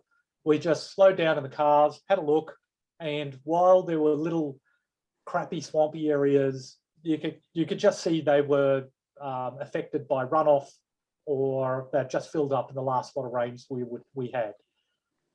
So that was a little disappointing. There really wasn't anywhere along this road to go fishing proper. I'll just see if I've got some photographs of that. No, I don't. So this is Rules Beach, which is pretty famous in Bundaberg. Everyone at Bundaberg wants to retire to Rules Beach.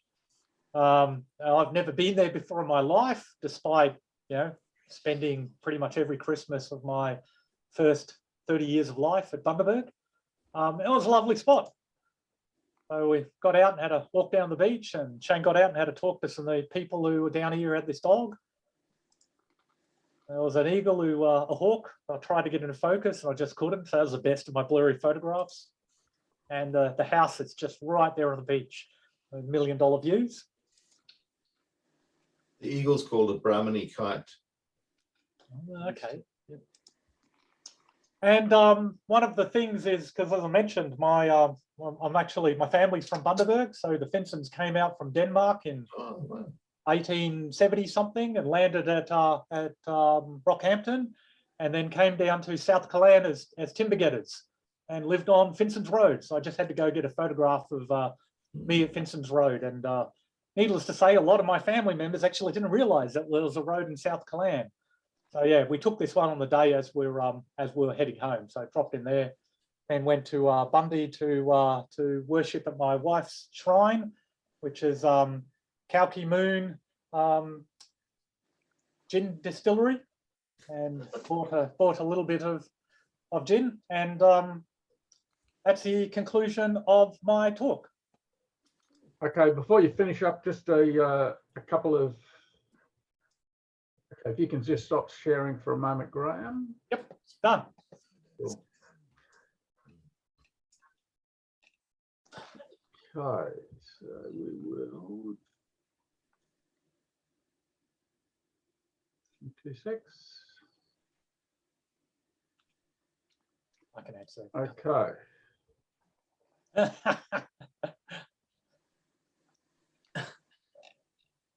Yes, Greg, there are photo tanks. Thank you.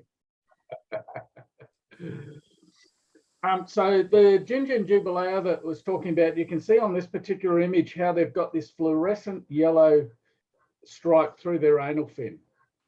I've never seen this. I've collected Jubilee from here south, and I've never seen this in anywhere other than that Gin Coal-Land area. I think it's quite unique. Is that a hybrid? It looks very Splendida-ish. Look, ask Peter that. Personally, I'm not getting involved with those discussions. All I know is this is a really nice fish and it's got a fluorescent anal fin, okay? Did you take that picture, Leo? I did. Shitty picture, so blame it on me. No, it's nice. It looks a little enhanced. Yeah, saturated. It's nice. Swimming. Trying to blow up a little picture in the whatever. So the fluorescent anal fin is actually found in a few different fish. So tatii, so the eastern tatii populations have that. Some of the Atherton tablelands, and I think Running River has a little bit of it too. Yeah.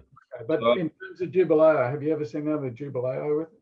Yeah, only in those northern ones. Yeah. So it is in a few fish, but yeah, I talked to Gunter about this too, and yeah, he kind of agreed in terms of the fish he'd seen it in, but wasn't really clear that it was a specific pattern. It seems to slightly randomly pop up in different things, but yeah, it is a neat aspect of the fish though. Oh, I think it's fabulous. Is it in the Colosseum Creek ones as well? Yeah, it is, but not quite as pronounced. So, Because I collected at Colosseum Creek about 20 years ago with Jeff Johnson, and I remember having a lot of trouble trying to work out whether they were really dubs or something else when I collected there.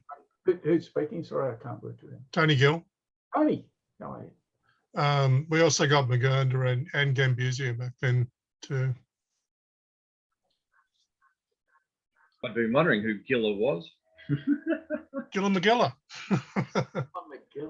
Good to see you, Tony. Okay. So You too, mate. I did mention Coal River. There's a place where we fished last time where we didn't fish this time. It's called Smith's Crossing. Those of you who fished with me last time will be absolutely devastated to know that the area you can see people standing on now has been destroyed. So there is no way now to get from that bank where the boulders are out onto what's left of the remnant of that bridge, which is very disappointing. But those are the golden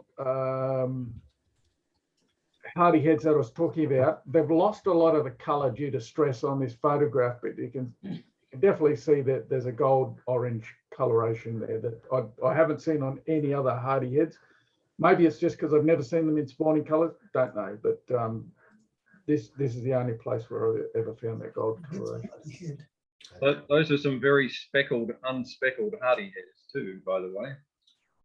New species. Yeah, that looks like nuptials. Okay, cool. Yeah, and this is a crappy shot, but it probably shows a bit more of the yellow. Yeah, they're not normally anywhere near as speckly as that. Okay. But the Dubaleo there didn't have that that fluorescent anal fin, but they had very, very yellow fins. So What's wrong color? That looks like a double. that's the Coal-Land River. Back to where we were. Okay. And that's it. Thank you very much, folks. Thank you. Thanks, Leo. Thank you. Thanks, Leo. And Graham, thanks, Graham. Thank you, Graham. And definitely thank you, Rob. Yeah. Thank you all very much. I hope you're enjoying the end of month Friday get-togethers. Hope they're valuable to you. I think the number of people on here show that there's a fair bit of interest in that. And please let us know if there's anything in particular you want to know about, anything you'd like to see.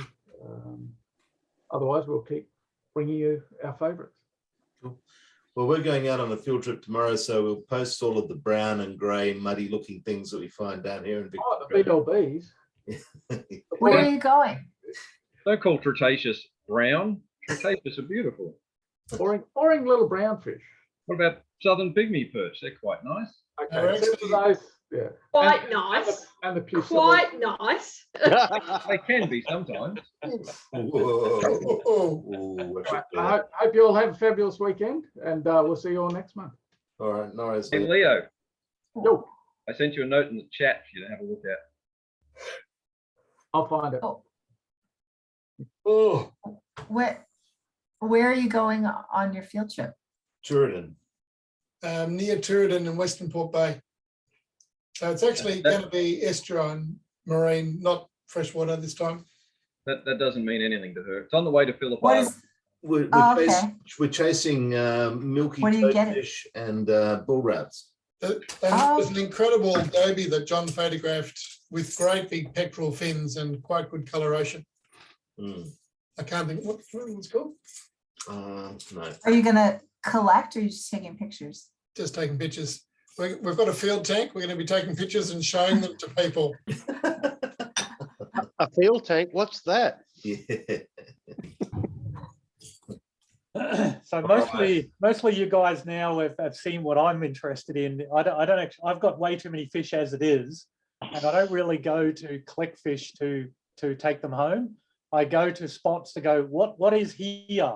And then I look and go, oh, there's this, that, and the other, and I make little notes to myself, and then off we go. So Take a photograph. That's a very modern attitude. I like it. I'll just get it. Graham just likes going out to see more gambusia.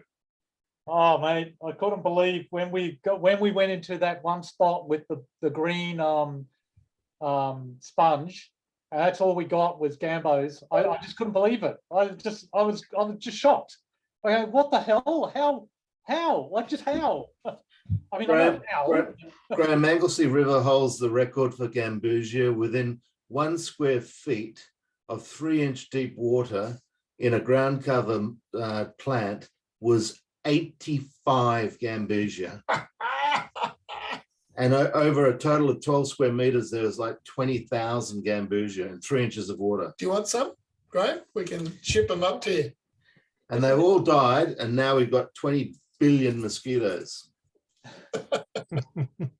Oh, I just- that's nice. Wow, what's that? I just took over. You did. You know what? That's a Blenny, isn't it?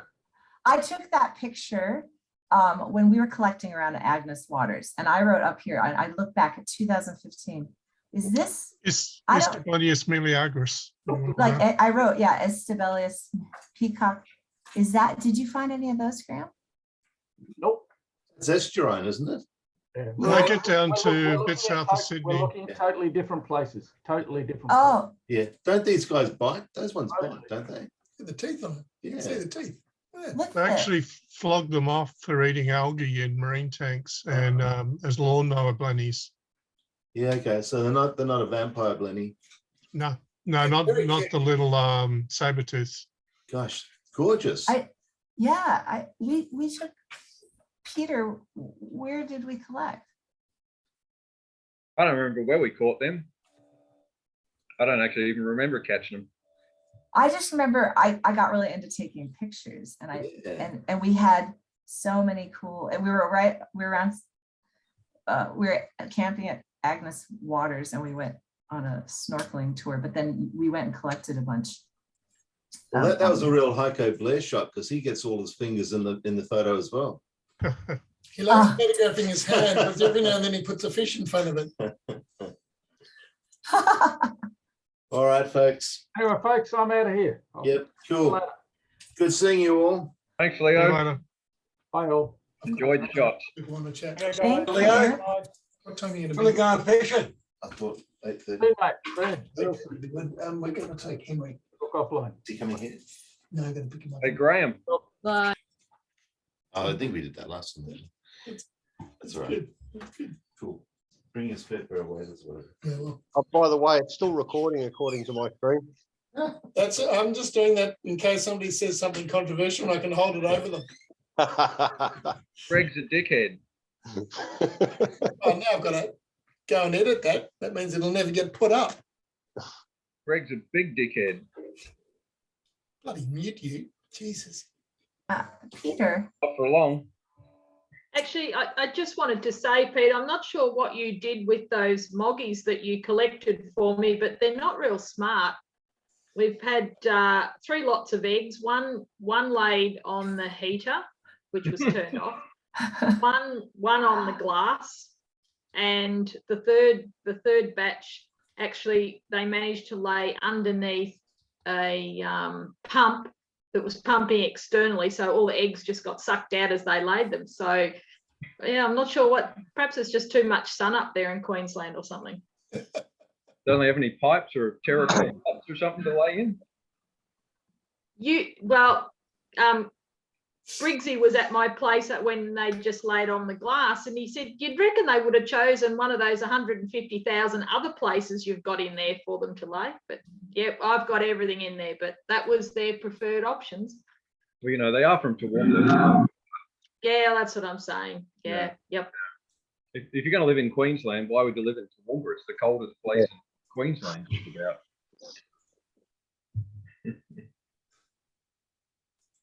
about. I'll share a picture of the goby that we're shooting for. None of the pictures on Google are as good as the one that John took of it. But it's a grouse looking goby. Hang on.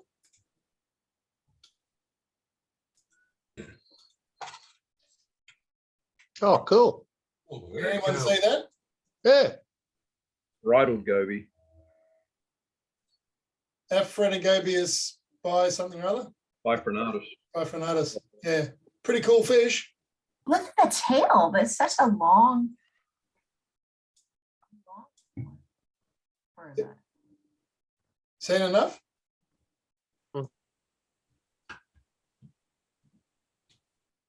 Very cool. Where's this caught from?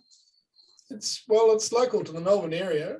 It's in Western Port Bay, which is the next bay next to Port Phillip Bay, which is the bay Melbourne's on. I think they go a fairly long way north, at least I think they go up to Brisbane. Right. And so they're certainly in the estuarine areas with coming into the Gippy Lakes too.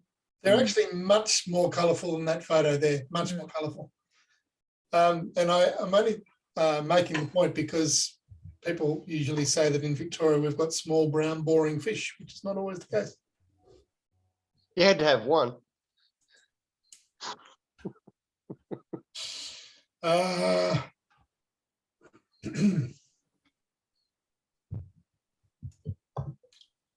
Leaf, Raymond Joe went back to Blackwater Creek on the Monday to get a few more.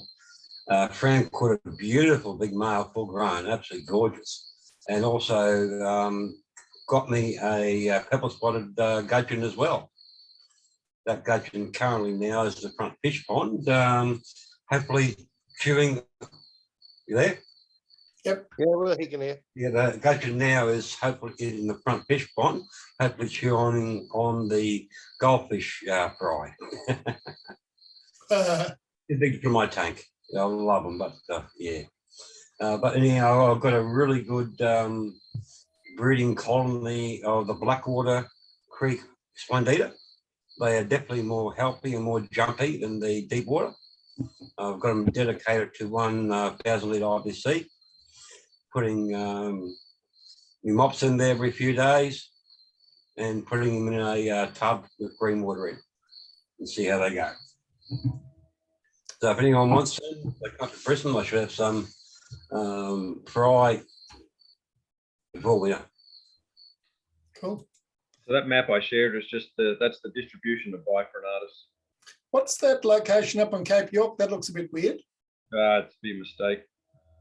These ones here will be mistakes as well. Yeah, yeah. So So basically from, Port Lincoln around to Brisbane, a few around Tassie. yeah, right. Beautiful fish. They've even got one up there at Albury. Yeah, right. But it did just be misidentification or some screw up. Is that red map or something? No. ALA. All right. Oh, yeah. Yeah, that's the best thing. When are you heading back up this way next, Pete?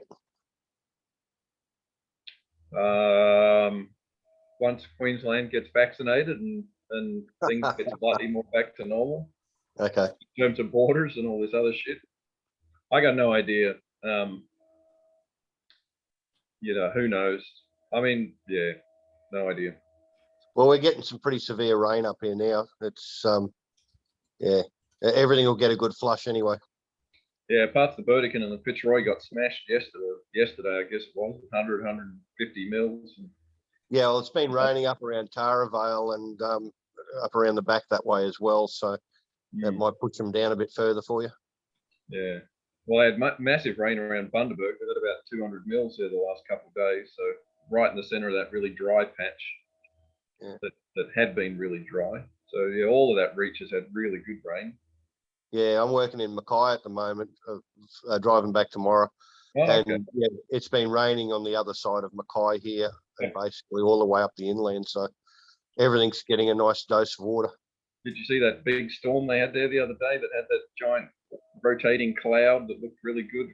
I can't remember what they call cloud. Fortunately, no. Yeah, it was a supercell. Yeah, no, Yeah. we hadn't left until 2 days after that.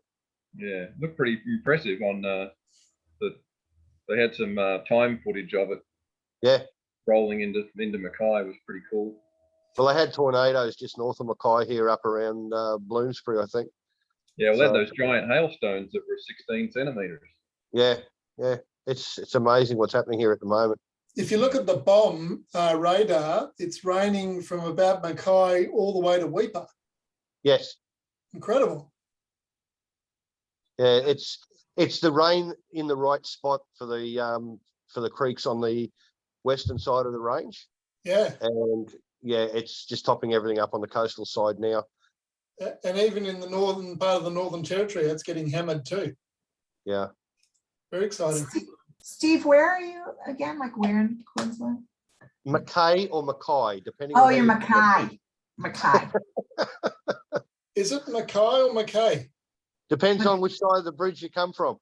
Mackay. It's Mackay.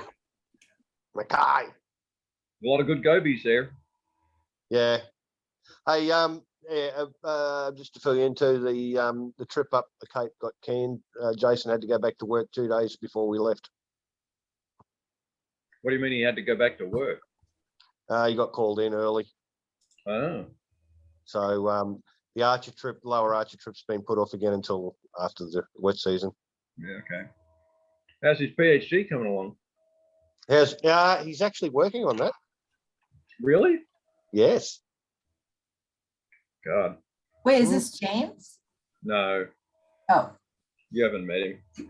Oh, I just remember that James had his head squished by the crocodile. No, that's James Shelley. He's in Melbourne. That was a freshwater crocodile. Less alarming. Jason's been finishing his PhD for as long as I've known him. Oh, which is when we figured out, that's 1995. He was almost finished then. Yeah. They usually have a limit, like. Yeah, well, somehow he's stretching it out. Yeah. Oh, good on him. He's Canadian. Since 95? They usually don't allow that after 8 years, at least at ANU. They don't allow things after 8 years. Yeah. I don't know. Is Mr. Finsen still around? No, they went to bed. Graeme.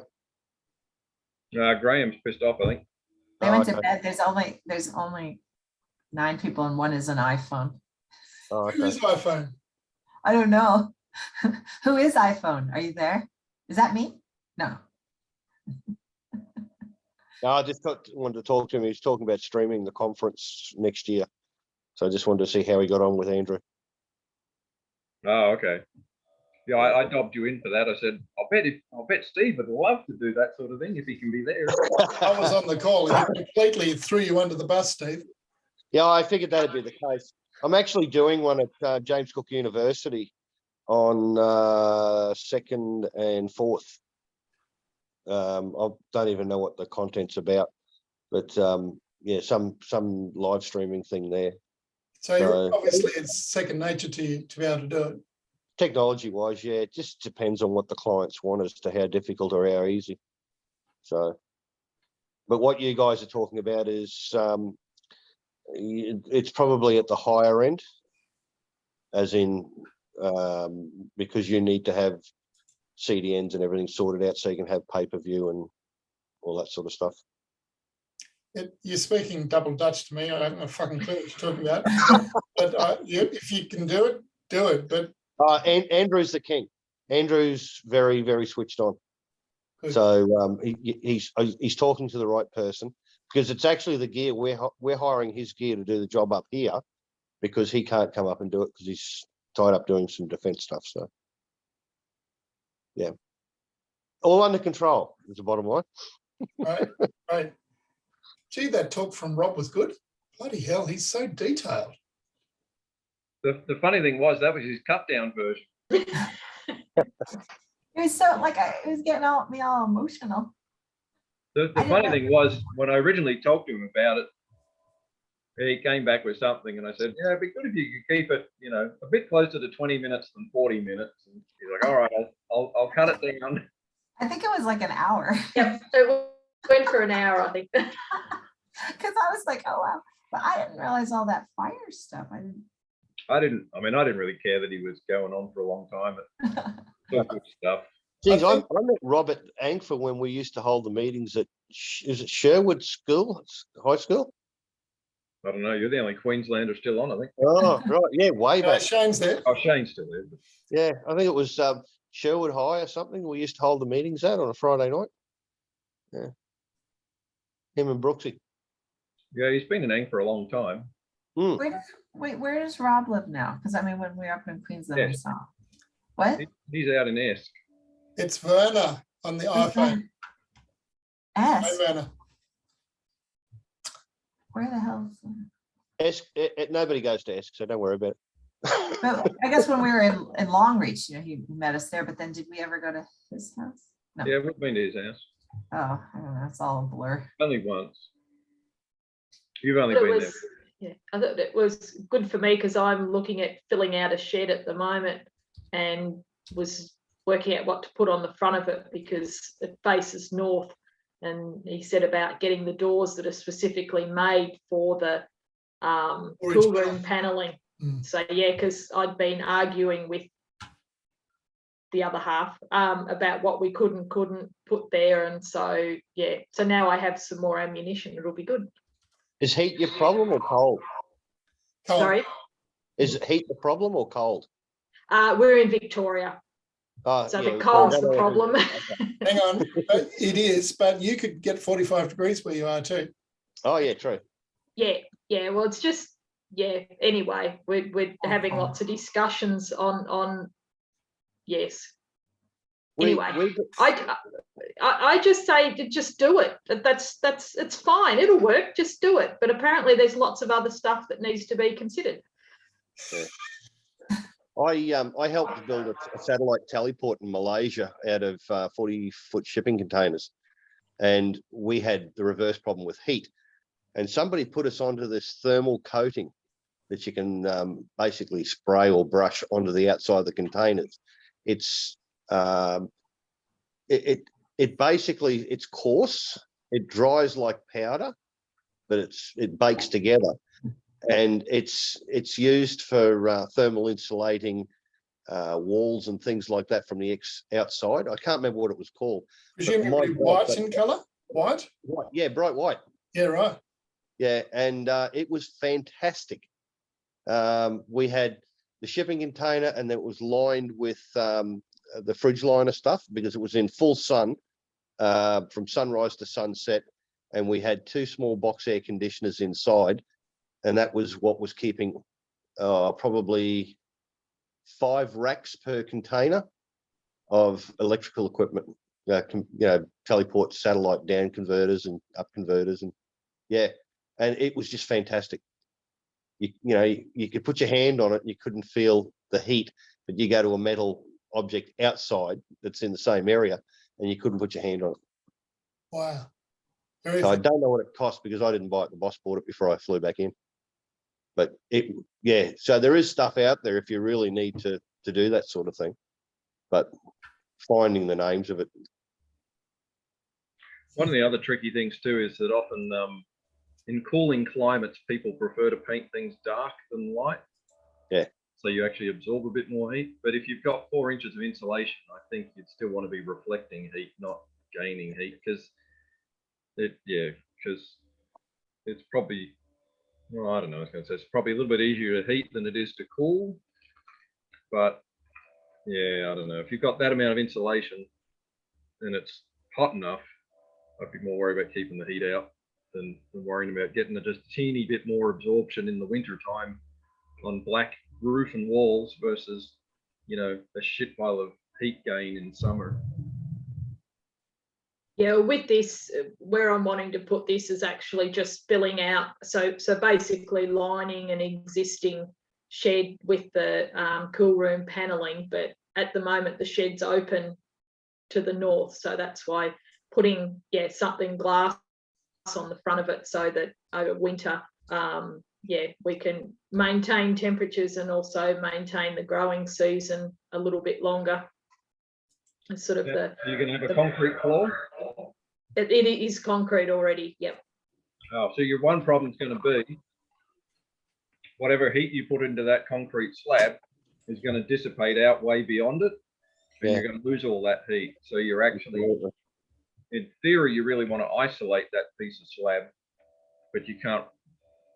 Well, you can always chop through it with a saw, but yeah, in theory, you want to isolate that piece of slab because the external slab is going to be cooling you massively in winter. So you're going to be fighting against that thermal mass. It's not going to be working for you. It's going to be working against you. Yeah, and look, it's, I guess that's part of the joy of having to retrofit what's already there and just try and make the most of it. And the other, because one of the issues we have is, of course, we're completely off grid. So anything I do has to be as passive power wise as possible. So anyway, but with the cool room paneling, it is surprising. I've just had a small one built that was for live feeds, and it's just got a few tanks in it and a couple of immersion heaters, and it's amazing how warm that stays just with immersion heaters. That's the only heating I've got in there, and it's sort of the ambient temperature, if you put a bucket of water in there overnight, easily gets up to 18 degrees. So it's interesting.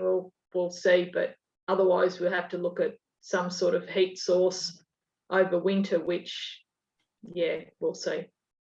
But if you can orient it so you get plenty of sun hitting that concrete in the daytime, that should heat you up. It'll certainly heat the air in the room really well, even if the slab is sucking a bit of that heat out. But of course, it won't be sucking it out of the water. So, water is actually one of the best thermal masses there is for retaining heat. And so if you get the tank warmed up, they should stay warm enough overnight, even if the room gets a little bit cool, because you only need a little bit of sunlight hitting those things to get a surprising amount of warmth. You've just got to watch, get a shit pile of algae, I suppose. The more tanks you put in that room, the more even the temperature. Yes. Yeah, and that's with the tanks, there'll be 16, 4-foot tanks, but they're quite wide. So I think they're 300 and something litres each, 350 litres each. So it's going to be a fair whack of water in there, plus a couple of 1,000 litre RAS sump in there as well. So there'll be a lot of water in there, hopefully to keep it reasonably stable. So, but anything's better than the 2 or 3 degrees that the nighttime temperatures can get down to in winter. Totally. Although or I just go for all cold water species, which would probably be probably the sensible thing to do, and keep doing with my galaxies and stuff. Yeah, it's not good. Where's the although it's interesting this year, like with our weather pattern, which is really weird. I was just checking some ponds today and actually got newly hatched, probably, I don't know, maybe 4-day-old southern pygmy perch fry, which is just, I've never had that before at this time of the year. That's super late. Well, is it super late or really early? Yeah, right. Okay. But it was interesting. We had a couple of lots of the genetics went early, and their fry are ready for release. They'll get released in a fortnight. But some of them, have done virtually nothing. And then, like I said today, I found brand new fry, but which is really weird. And even our local Flinders Eye, like they haven't spawned like they normally do. We've got, huge variation in the size of the fry, which is in our dams, which is really unusual. So, but talking to a few guys, Dion that does a lot of survey work, he said they're finding really odd, fish, gravid fish with their survey work that they never see at this time of the year. So it's just really weird down here at the moment. Wow, interesting. Yeah. It's certainly a weird weather pattern at the moment. Yeah. Yep. So so it'll be interesting to see with the pygmy perch, whether the groups that I'd sort of given up with, and I thought I'm just not going to get anything out of them. Now I'm wondering if we're going to have as soon as I don't know. Well, I've just thrown the rule book out this year. It's nothing's going like it has for the previous 8 years. It's just really weird. So, mind you, I can't get any bloody rainbow fish or Medaka to breed because it's just so cold down here at the moment. They breed for a day and then they stop. So, but anyway, the joys of fish breeding. Well, go on. So these different pygmy perch, are these populations from within the Murray-Darling Basin or the coastal one versus Murray-Darling? So it's really interesting. So ever since we collected from a few different locations, the Murray-Darling ones, so the ones that we collected, which near Avoca, so they've always spawned at least 3 weeks earlier than the MacGyver Jews Harp ones, and also the ones from the Edi Dam. They always spawn about the same time as the Avocas as well, and they all spawn about the same time as my local Flinders Eye here, usually within a week. And so this year what's happened is the Avocas and the Edi went early, they went together, and then we had some stinking hot weather, and then it got freezing cold, and the Jews Harp and MacGyvers just didn't do anything. Like there was literally half a dozen fry in the tank. And like I said, our Flinders Eye, one dam, the shallow dam spawned, the deeper dams didn't. They've since spawned, but not anywhere near the numbers that you'd expect. But we were pulling out, gravid females the other day, which I thought, surely not, they must just be fat. And then thought, no, they look like it. And then, sure enough, there's all these new fries. So, which is, it'll be interesting to see how things go in the dams. It'll probably be okay, but in the big tanks that I've got, I'm going to have to try and get all the bigger fry out, because I would assume they will happily predate on their little siblings. So yeah, but it's just so definitely, but it's interesting, and all of the Bendigo fish spawned earlier than the now it's gone, the New South Wales fish I had, Copperbella. Yep. So there is certainly some, you'd think that all of the ones around Bendigo would spawn about the same time, but no, they definitely don't. So, and as I said, the evoker fish, they've spawned 3 weeks to a month earlier than everything else ever in the last 3 years. So, but the good thing, the dwarf galaxies are going very well. So we've probably got, I don't know, 300 or 400 fry out of, I don't know, Greg, what did we collect? There was not that many, and not many males. Most of the males carked it fairly quickly after we got them. So, but I'm collecting eggs off mops every day. Would it have been an accumulation from the 2 visits of about 60 fish? Yeah, yep, Like that? yep. Yeah. Maximum. Out of the first lot, we lost a lot with fungus. The second lot, we only lost, I think, 2. Oh.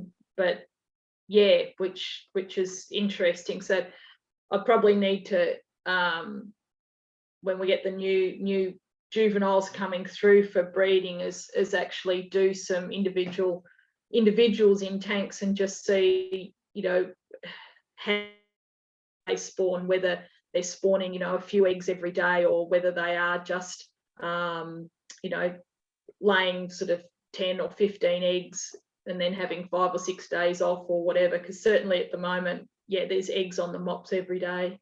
So, are you getting good quality photos for your upcoming article? I've got some good photos, but that's where I want to do a deal with John and get him to come down, and because at the moment, like you'd imagine, I've got fry constantly coming through. I've got a heap just hatched 2 days ago, so I've got sort of right through. So that's a try and perhaps get John to come down after Christmas and do, because every time I take photos and I look at them, I can hear John in my ear going, Chris, why can't you take decent photos? Why don't you get yourself a bloody good camera? So, you know, so I'm going to get him to come down and do it. So, don't you have all those field tank photos you took, Greg, when you collected them? actually, we have. Mr. Unmapped. Okay, here we go. Here we go. You wait. While he's doing that, I mentioned to Peter a couple of weeks ago that I was finding up here that as the water temperature started to increase in temperature, the breeding of most of my fish, the Gertrudes, the rainbow fish, seemed to completely drop off, right? So once it got to about 35 degrees, tank water, the breeding basically stopped. Now, here's an interesting thing that I found. 3 days before it rained, they all went crazy and started spawning. Yep. And that was not getting any rainwater. That was just physical, I don't know, barometric pressure or whatever. They immediately, the temperature came down probably 2 or 3 degrees, and they just went off and started spawning, and then it rained. So there's a lot of factors in there, isn't there? It's hard to know whether fish would pick up on barometric pressure because water is pretty dense. It's not really compressible. No. But there's something there that triggers. And the differences in barometric pressure are incredibly subtle, really. Yeah. But I mean, they do seem to pick up on it, but whether we see it as barometric pressure and they see it as something else. Yeah, that's what I'm wondering. That we don't detect or don't measure. But you'd have to drop them in temperature at a time when it didn't rain and see if they did the same thing. Yeah. Well, that's a shit picture. You've got these bloody other animals in it. What kind of background's that? Looks like you're up against the edge of your car or something. Chris actually much better shot than I did. It looks like the tray of a ute. You're going to have to, Greg Wallace is going to have to spend hours to make that a publishable photo. You should have shown the Queensland guys that one that said we have all little brown fish. Where's the rest of them? Hang on, smarty pants. Let me find something else. I think it's definitely related to barometric pressure. Many years ago at the RNA showgrounds, we had some incisors there, and it stormed prior, you know, and they really got horny, and they're off their tits. Well, I know the Townsville Blue Eyes, I had them in a tank that was up against the wall, and they could sit the tank, basically, it's a high set house, and lightning could flash through the battens. And late one afternoon, they saw the lightning and went absolutely berserk and was spawning everywhere. Really? Yep. The point, Barometric pressure, rain, yeah, they go off. the point though, Shane, is that the difference in barometric pressure is incredibly slight, meaning in terms of, changes in the weather and stuff, the amount of pressure change is a very, very tiny amount. And water doesn't compress very much. So it's not clear that you'd actually be able to feel the difference in barometric pressure in water. So it's probably something connected with that. Yeah. But maybe not actually barometric pressure per se. But it's a very controversial thing because everybody swears by all these different things, right? Go fishing when it does this, go fishing when it does that, Go out when the moon's rising, go out when the sun and moon are rising together. Like crabbing on full moon. And some of it may work for some species and some places and not others, but we're talking a smaller volume of water too with a fish tank. Yeah, but still the amount of pressure change is pretty tiny. Yeah, okay. In the grand scheme of things. I mean, you're not talking about, 1 atmosphere versus 2 atmospheres. You're talking about a thousandth of an atmosphere or something. It's not. Be interesting to know what the triggers are though. Yeah. Yeah. You need to show the happy pic of the happy fisherman that when we were out, Greg. Which one was that? The three musketeers when we were out trying to get these fish. Yeah. Hang on, I'll find that. But the other thing that's interesting with the dwarfies too is to see whether the second lot that I've got is they're just in a static tank and they're not laying anywhere near as regularly as the ones that are in the RAS. So whether that constant water flow is keeping them spawning as well. Oh, yeah, right. Okay. Anyway, all these different things, it'll be interesting to see the oldest fryer on commercial feed, so they're not on live feed anymore, they're on the Otaheime A, which is like a dust, so they've gone on to that.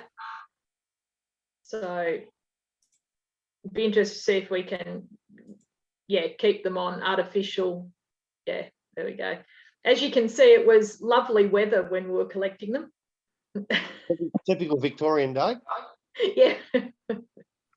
Victorian weather. Yep. What's wrong with Right, Timmy? that's enough Victorian bashing. What's wrong I with lived Timmy? there for a little while. He's wearing horns waders. It's like only twits wear horns waders. What? Only You're twits talking wear about- horns waders. They're absolute shit. Was that the ones Tim had? Yeah, as soon as you touch a stick, there's a hole in them. Tim doesn't like overspending. Yeah, but you put holes in them so frequently that you're better just to spend 3 times as much and get a sturdy pair that you can smash through everything and you don't put holes in them. Tell you what, I'm going to stop I think recording. I was going to say